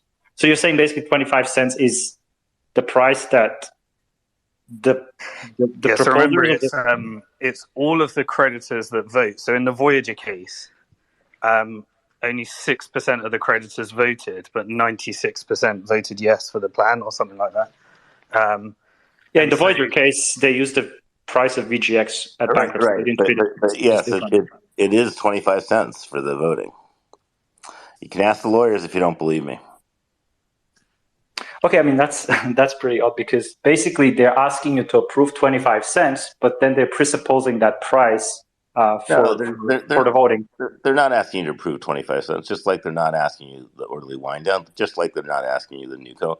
They're asking you to approve a plan, which has many facets to it. 25 cent valuation of Cell is just a single facet that is more important to some than others. Yeah, but so they are asking you to approve a plan, as you said, which has many facets, but one facet is the 25 cents, but they're presupposing the 25 cent as part of the actual voting process. I mean, shouldn't that... 25 cents is a settlement, right? The 25 cents is a settlement, and yes, it's part of the plan. If you, there's instructions in there that if you don't like it, you want to, vote no on the plan, and you should opt out of I forget if it's, I believe it's the class claim settlement as well. You opt out of the class claim settlement, you opt out, you vote no on the plan, and you can also opt out on the releases if you vote no on the plan. So but if you vote... it's constrained choice. Those are your choices. You may like it, you may not like it, but that's the reality of the situation. The other reality is, you can negotiate a settlement, as the pseudo cell ad hoc gets the debtor and the UCC to agree to a settlement. You can settle it at any time. They'll update the disclosure statement, and it'll be different. Yeah, but so if you vote no, the weight of your vote is only 25 cents, which is part of the plan that you're rejecting, right, as a sell creditor. And I'm not saying it's fair. I'm just telling you it's reality. Yes, that is correct. I mean, I imagine that some sell creditors would challenge it, saying they're being effectively disenfranchised because their vote isn't being counted properly. But that's their prerogative at the confirmation hearing. But the chances of a pro se objection, prevailing. This pro se objections have, I believe, an unblemished track record at this point of being, overturned or not sustained, of 100%. So the only time that the pro ses that I remember actually got something granted, actually there were two. One was Manny asked for a transcript to be posted unredacted, and he got that from one hearing. And then the other was only when Ignat Tuganov, who was represented by Venable, actually, made this point of expanding the examiner's scope to also include, Ponzi-like characteristics. That's the only other motion I remember pro ses who were assisted by, one pro se not a pro se, but one creditor with counsel, who very capable counsel, representing them. So that's the reality. You got the confirmation hearing coming up, and if people don't like it, that's their place to express their displeasure. Jeev. Hey, thanks, guys. My question is for Tony. With the Tony toggle, I may be the fourth person interested, but I just wanted to talk through it with you. When you say 83%, if the claim is in full, is the thinking that when it lists on NASDAQ, it would have to drop roughly 25% before I'm at risk of getting less than I would by doing max coins? Is that the thinking of why you're thinking of going full equity? No, not really. It's more just a Bitcoin. It's a Bitcoin play. It's a Bitcoin miner, and as we've seen, with some of the miners going bankrupt, some of them were very, very poorly run, and at the peak of the bull market, they got crazy valuations. So the thought process is, if they're a Bitcoin company and Bitcoin goes from 30,000 to 50,000 to 80,000 to whatever on the next bull run, this company will get the benefit, even if it's not a good, even if it's not a well-run business. Right. So that's the reward side of the equation, but the risk side, I'll just be risking by not going full coins. If it's 83% at full equity, then once it lists, it would have to drop 25% before I'm getting less than I would getting 58 point whatever by going full coins, right? Or am I thinking about the risk wrong? I'm not sure. I haven't done the math on that, but the way I looked at it is, let's say your claim is $100. If you get the mixed option, right, which is portion in crypto, portion in equity, you'll get like 60%. And if you just go equity, you'll end up in the 80s. So right off the bat, from a dollar value, you're going to be better off. Now there's a lot more risk to it, so it's not for everyone. If this is your life savings or your nest egg or your whatever, this is not the good approach. You have to be able to have this go to zero and your life not, substantially impacted by it, because it is a lot of risk. But I'm taking the risk that, when Bitcoin moons again, this company will get the benefit of it. And if Bitcoin goes up 20%, this company will go up 30 or 40 or whatever. Right. But I'm not comparing it to the mixed option. I'm comparing it to the option of going full coins. So they said today it would be 58% if you toggle it all the way to just get everything in my Bitcoin and ETH back, right? Oh, I got you. Yeah, so the full coin option is not real. Like, it's there, but it's not going to happen. There isn't enough people that are willing to take 100% equity for there to be enough coins for those that want all coins. Right. You might get let's say best case scenario, I would imagine 5-10% more, but you're not going to get 100% all crypto. Gotcha. The demand isn't there. Now, if they were to do something like a like a Dutch auction or whatever, where institutional investors come in and they buy it from us. Maybe if that's something they're looking into, but I doubt they are, and I doubt the institutional investors will do that. Yeah. Realistically, they're going to wait for it to list. They're going to wait for the inevitable drop, which is going to happen. It always happens, especially with an IPO. Yeah. And then they'll buy it on that dip, and then they'll just hold it for however many years until they make enough money. And did they say on the call today if they're still expecting it to be listed on or around confirmation? Yeah, they. I forgot the guy's name, but he's a CFO of U.S. Bitcoin. I guess he's coming over to NewCo. He said he expects it, at planned confirmation or presumably a little bit after. So I would imagine maybe 1 month or two, maybe. Gotcha. And then it's Joe Block, by the way. That's our CFO, Joe Block. Gotcha. And quick question for you, Simon: Is nobody pushing back on this PayPal option for U.S. Citizens? If they're keeping the app open for 90 days anyways for withdrawals for international, they're still keeping the platform costs, the employee costs. So their reasoning for excluding U.S. residents from the app doesn't seem to pan out. Yeah, I'm not aware of anyone that's pushing back on it right now. The US trustee did, but then that all got approved and her objections were there. But that might be something you'd want to put into the ad hocs to push as an agenda item. I think a lot of people are going to be. But yeah, it was confirmed that they are signed up as a partner right now, and I think they're trying to think about the international next. Yeah, because we discussed the downside with the limits, but I didn't really hear anybody discuss the regulatory risk downside. Ever since they announced this stablecoin, it seems like they got all the regulators' attention. So who knows what they might face? Just our luck when we get out of this. Yeah, I actually just came up with a theorem for this crypto cycle. Any bridge between DeFi and TradFi that becomes sufficiently large will necessarily be destroyed. So PayPal may be attracting a lot of unwanted regulatory attention by launching their stablecoin. And they may be also destroyed. Hopefully not. But yeah, and also Ferraro mentioned something today about everybody redoing KYC on the app. But so does that mean everyone's going to have to redo KYC on the app and then again when everything gets transferred to PayPal? I reckon it's likely. Jesus Christ. All right.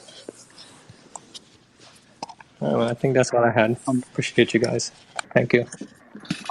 I actually have a question for Cam about the CEL token. Hold on 1 second. Cam or CryptoYolo, I see 2 requests, but for some reason I can't add them. So if you don't mind adding them, and then I think we have a full stage, is why, Joe. And so, okay. Does anyone volunteer? Yeah, please take me down, guys. I'm so sorry. Okay. Yeah, if you want to put a down thing up, then we can remove you easier. But you had a question for Cam? Yeah, I can just ask my question and I can also go down. Basically about his previous plan about distributing the CEL token in kind to all the CEL creditors, the 341 thing, but just modify it and distribute the entire treasury back to all the creditors. Is there any regulatory obstacle to doing that? Is it possible to actually distribute the CEL token in kind? And like, do you still think it's an unregistered security? Well, the judge seemed very. The judge said it's not going to happen. Yeah, it's not possible to distribute CEL token. Just how it's not possible to distribute the stable coins, because even those are securities, and that's why the state can't give us back stable coins. They have to either give us crypto, Bitcoin, or ETH, or cash. Yeah, I mean, it's technically possible, but the judge seemed completely disinterested in even approaching that idea. So unless he could be convinced otherwise, I mean, you basically would need to get the regulators to be endorsing this idea before I think it would ever be considered. But the argument is the argument unregistered security. That's why they can't distribute it. The argument. So the only reason custody was able to give people back their CEL token is because that was their property. So all the coins are property of the state, technically. So if they were to give you CEL tokens, they would be paying you back their debts to you, with an unregistered security, which would be illegal. And you guys don't anticipate whether this judge won't rule on whether it's an unregistered security or not. It's not going to be part of this process. He doesn't want to. Okay, yeah. Thanks for answering the question. Judge Glenn's style is he doesn't want to rule on anything unless he absolutely has to. And that's why he is encouraging all these different interests to just settle things. And it's very few decisions that he's made, except for the most important one being the Series B decision that he ruled in their favor. Yeah, and reading between the lines, the last court hearing, it seems like Judge Glenn doesn't see there being any significant value to CEL token, which would lead anybody who holds that token on the app to stay as far away from a valuation hearing as possible, because that's going to be resulting in a worse valuation than 25 cents in almost any scenario. Hey guys, can I ask a question? Go for it. Okay, I was actually one who typed a question in about, after the stock comes up, it then usually goes down. But then I kind of realized something. I was happy that they were taking all the questions, by the way, and about the whole plan. But I realized something. I think maybe somebody can correct me if I'm wrong, but the reason, let's say, every time the IPO comes around and there's a big dump is because a lot of people get that stock way before anybody else, and that's the people that are selling. I think the venture capitalists or whoever gets it first. But in this case, correct me if I'm wrong, we are going to be the only one who has that stock, aren't we? No, that's correct. So there is what you're saying is correct in that most traditional IPOs, there are certain holders and that are able to already hold it, and they get a pop from the valuation that when they go public. There's also the way that the U.S. IPO system works is that only select people are allowed to buy at the IPO price of $20 or $25, and then there's other people that are locked out of that IPO, and so they try and restrict the supply to get a good pop in valuation on the first day. In this case, you don't have that. You don't have that first effect or the second effect really, because we are all getting it. But you do have this potential effect of the people that are unwilling holders of the equity, because they they're the ones that wanted more liquid crypto in the toggle, but they weren't able to toggle fully because there wasn't enough people toggling like Tony towards the equity side. So they're likely sellers. Now, just thinking about this though, this transfer agent issue that we were talking about earlier about how do I actually get on my stock and so that I can trade it. So if it's hard to get it to some people internationally, if you're not with Simon, for example, at Banks of the Future or somewhere, there may be limited liquidity actually available in the first few days of trading of the stock, which, if there is demand for the stock from these ETFs and other places, would put buying pressure on the limited number of shares available and increase the price. So that may be one positive side of the transfer agent issue, as well as the fact that I think Harry brought it up, or Ron, I forget who, but that there's a lot of people that don't have brokerage accounts, so their stock also isn't really available to trade on the market if they don't have a brokerage account, because they can't sell it until they set one up and get it distributed there. So here's so that's one thing I realized that we have to keep in mind. And another thing is that we're talking about the roadshow. So actually the rich people, the rich investors, the only way they can get their hands on it is once it IPOs and we are willing to sell them. So technically, if everybody agreed we're not selling, which doesn't happen, but we could drive the price up if we wanted to, talking about bringing short squeezing and, squeezing something. If they want to squeeze something legally, that's your opportunity to squeeze something legally. If everybody agreed we're not selling to whatever price, those people that wanted their hands on this, they're going to have to pay more, basically. That's right. The long squeeze. Like it. So, all right. All right, thanks. Yeah, and I would say it's not financial advice, but the people that are going to sell on day one, it's like Coinbase. So I had $300 stock and I didn't sell. I've still got my Coinbase shares, but I had a really low cost base, and I'm a long-term hodler.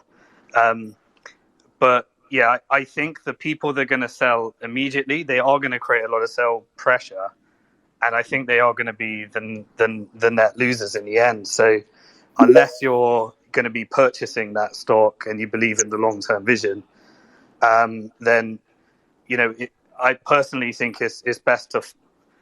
It's brutal, it's rough, but it's best to flush out all those people and rebuild the company with shareholders that are in it for a longer term thing. But I mean, anything can happen. Can't give financial advice. They may be the smartest.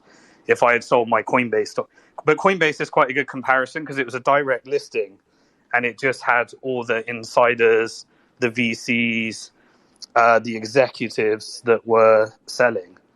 But there was no institutional buy support because there was no IPO. It was just a direct listing. So you'd imagine a similar thing, but then you've also got the macro to consider. It's not just the Bitcoin cycle, it's also the macro cycle. What's going to happen in China? How's that going to impact NASDAQ in general? So we've got these things to get through. Infinite Eyeballs, you're up next.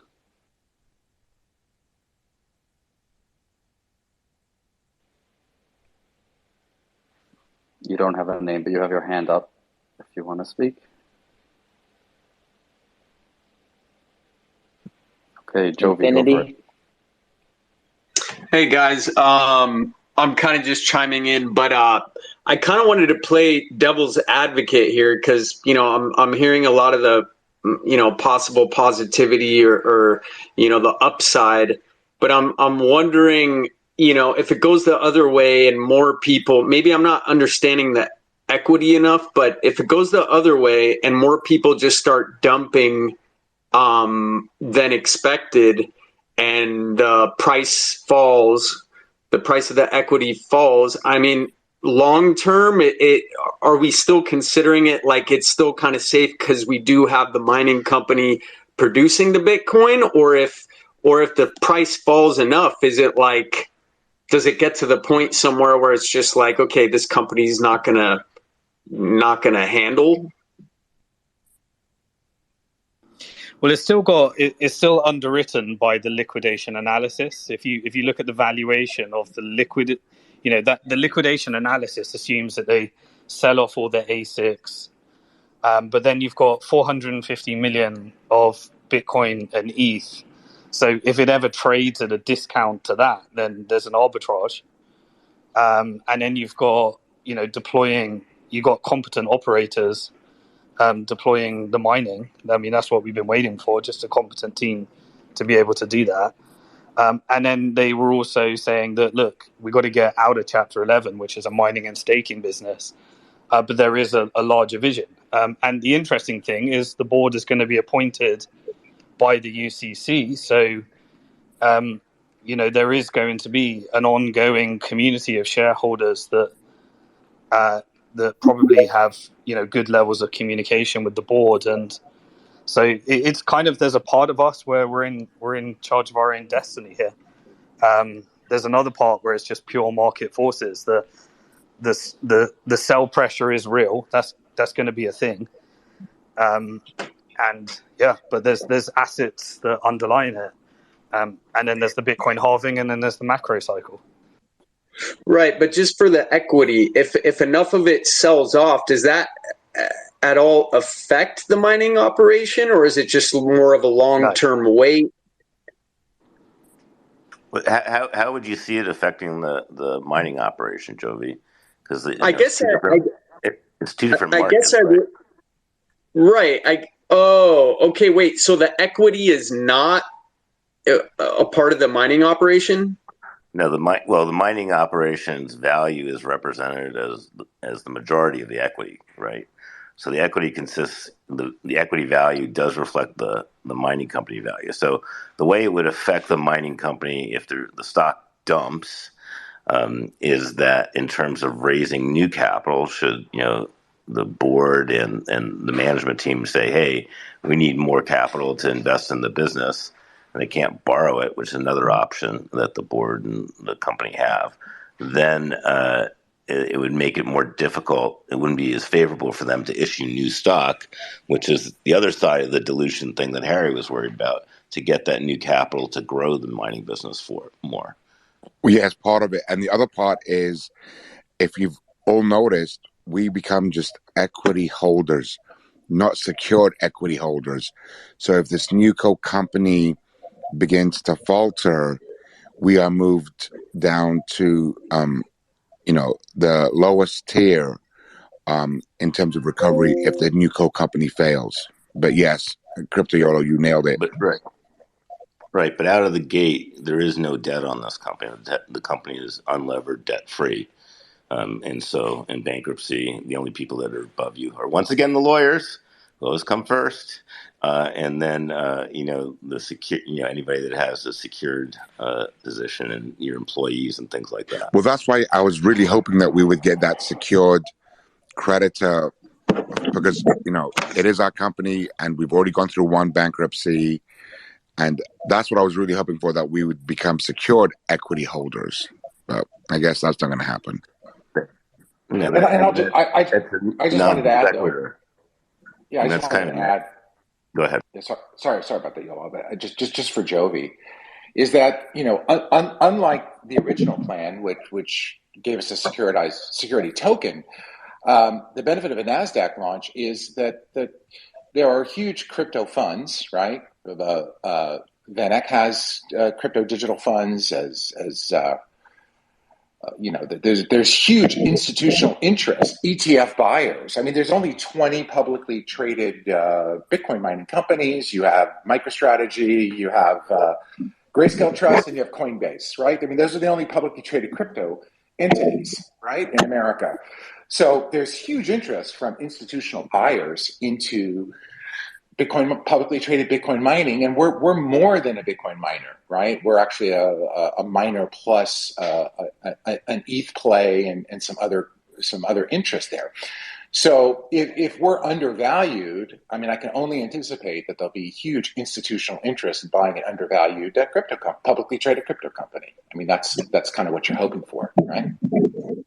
Yeah, I understand the optimistic outlook. I'm just sort of trying to weigh here, like, if that price starts dropping and it drops long enough, it sounds to me like it maybe does hurt the operation. And so it's like, how long, like the guy earlier was talking about, like, the inexperienced investor might not realize, but at some point you do want to get out. Like, certain people do want to get out because, eventually it'll go up and then maybe you'll just be sitting around for a while and then it'll just go back down. And might be a lot of people that just don't even want to deal with that crap anymore because they've already been through this crap. And I'm really trying to weigh this, like, the way to think about it, is this bet, and it is a bet, it's a gamble. This gamble costs us 7% of our crypto. And so your liquid crypto is your liquid crypto. If we did an orderly wind down, you'd get 7% more crypto. So this really is a bet and a gamble. It shouldn't be seen as a recovery you would have got, because that's kind of where the way the game has been completely set up. So if you want to not make this bet, then you'll get 7% extra crypto. Right. Okay, and then that's to a brokerage. What constitutes a brokerage here? Is like Robinhood a brokerage for the equity? Yes. Okay, so they'll just send that to Robinhood. The other question I have is about this whole PayPal thing.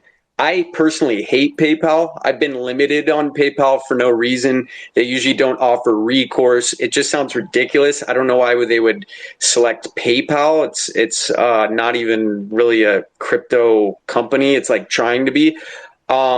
Is that sounding like a set in stone thing, or could there maybe be multiple options, like you can transfer it to PayPal or another company? I think, well, it looks like it changed from the app to PayPal for earned creditors in the U.S. And I mean, that's under the control of the debtor and the UCC. We're not going to have an option. They're just going to pick one. I know that, potentially Coinbase was talked about as a distribution agent at one time. But, right now it's PayPal.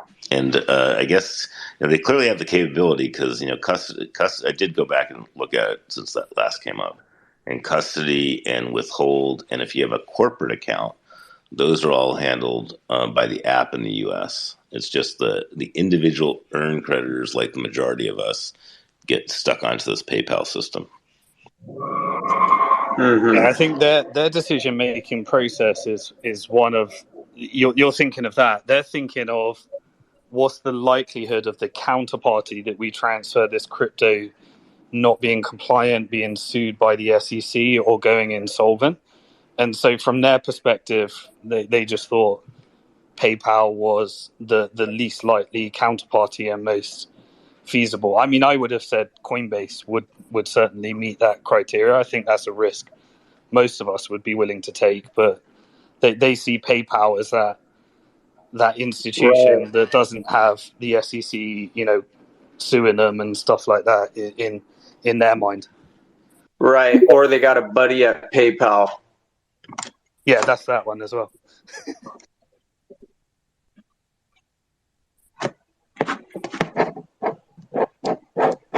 Is that it, Jovi? Last question, when Simon was talking about the 7% raise in crypto, not sure I'm understanding that. So what's the percentage of crypto prior to the 7%? Are you saying if you just take it all in crypto, you get 7% more? Is that what you were saying, or something else? Yeah, so the math that they give is the orderly wind down. The difference between the crypto that you get with Fahrenheit versus orderly wind down after fees is approximately 250 million difference, and that represents 7%. So if you went for an orderly wind down after all the fees, you'd have an additional 7% distribution of crypto without the bet, essentially, that might be able to make you back more in the future. Okay, and what percentage would that bring you up to? Like, if it went for the orderly wind down, what would the difference be? What percent of your crypto would you get more or less? 7%. So but what would that? No, but what would that bring you up to out of 100? 47%, I think, was the maths on the 40. Yeah, 47%. I thought he said 60, didn't he? That was based upon if you had the full toggle. So if you, under the Fahrenheit plan, got 100% of the 30%, which is as Tony was saying, it's just not going to happen for anyone. Then in theory, that would get you a 58% recovery if you went for full crypto with no equity. But you're saying no one's going to get that because there's not enough equity people that want to hold that equity. Yeah, unless miraculously Fahrenheit during the solicitation process make enough of us incredibly bullish, where we're all really, really bullish on equity and the macro environment changes and everything goes into Bitcoin halving and all of us are really ready to go, then there'll be enough demand to service some of the collateral that the borrowers are going to scoop up that want more of their crypto. Right. But as of now, it's 47% if you were to go full crypto. No, 47% is if we pivoted to an orderly wind down and everyone got their crypto back. Oh, got it. If you're under the Fahrenheit plan, you currently get about 36%. But if you then did the toggle and it would meet all that demand, then you'd get up to about 58%. And that's fully loaded, right? Like do 100% toggle is what you're saying. And 58, 60%. I mean, I think the guy said 60, but whatever, sure. Yeah, UCC corrected it to 58. Okay. They just put out a tweet. Can you guys clarify toggle? What are you guys talking about? Toggle is you get the opportunity to get if you want less crypto, or you want and you want more equity, then you get to say I'd like a 30% bonus by receiving more equity and less crypto, and vice versa. Someone can say I really don't want equity, I want more crypto, and then depending on how many people do that, they're going to match them up, and so you get penalized if you want more crypto back, and you get an equity bonus if you want more equity, and then they're going to match the two together. Got it. So that's and this toggle should be within the app. So you have to have one creditor that's willing to sell their equity and one creditor that's willing to and buy the equity, right? So it's all going to be based on us creditors because it'll all be within the app. Wait, isn't the peer-to-peer aspect of it that was separate, right? Like you could do that, but I mean, as far as like what Simon said, a full toggle like 100% or whatever. I think even the guy said today that you could exit with the 58% or whatever. Yeah, but that's only if there's enough crypto available, and your toggle decision is part of the balloting process that you submit to Stretto. And it's a binary decision. Are you toggling? Are you taking the baseline distribution? Which majority of creditors will, because simply by the simple fact it looks that like they're not voting. CH405 has his hand up. Oh, hi guys. Thank you for taking my question. I did ask this question a bit on the webinar, but unfortunately I had to drop off for work and never heard if they did answer or not. It's just more around the logistics around paying back the loans. And there's a few questions I've got around that, because if a loan has been taken out of stable coins, are they accepting stable coins as repayment, or does it have to be like a bank transfer in dollars? And then I assume that that's money that they're going to buy back Bitcoin and send it back, as I don't know what the wording they use in disclosure statement, forgiven, etc. But what's the logistics around the price between payment, the loan being repaid and then that getting transferred and changed and then sent back to, I assume, either through PayPal or the app, depending on if the user was international or US based. I don't know if you guys have any clarity on that. It's my understanding that you need to wire in cash from your traditional bank to settle your loan. No, I saw in the disclosure statement that they'll do dollars, stables, Bitcoin, Ethereum, and you got to do it 14 days before. They're going to set a date, and then you got 14 days in order to settle it, and if anything that's unsettled within that period. So it's going to be a bit of a process. You've got to be really ready for it. But the last I looked in the disclosure statement, don't quote me, I'd done a lot of reading, but I think you can pay in Bitcoin, ETH, stables, or dollars. And then, they'll send you back. If you want to do it in a tax efficient way, then that's where you got to do it in the same currency that you'll be receiving back. But CryptoYolo was saying that they're trying to make the ballot really clear so that your situation will have the correct. So when you read all the different ballots, there's like 15 different versions of the ballot voting, and so your situation will be that, and then it should, when you describe the process, it should outline it. Maybe Tony, did you want to say something? Yeah, so the loans themselves don't really exist anymore. You have two different claims basically. You have a claim against you, which is the principal owed, and then you have your collateral claim, which is your collateral. So there's two options. You can choose to not pay your debt, and they will subtract that from your claim, or you can pay your debt, and then you will get the exact amount back from your collateral. So it's kind of like an unlocking situation, right? If you choose to repay your principal, you will get that same exact amount from your collateral back. And then the excess, whatever's left, if you toggle 100% crypto, you'll get like 63% of that back. So, but Tony, can you pay back your loan? Does it have to be in dollars if it was taken in dollars? Or if it was in stables, does it have to be paid back in stables? What's that process? I don't know. I'm not entirely sure, but I don't think there'll be an issue if you paid in dollars or crypto. Yeah, I think that's the piece, because I've taken out a loan, for example, in dollars, but I am worried about the difference in price that might fluctuate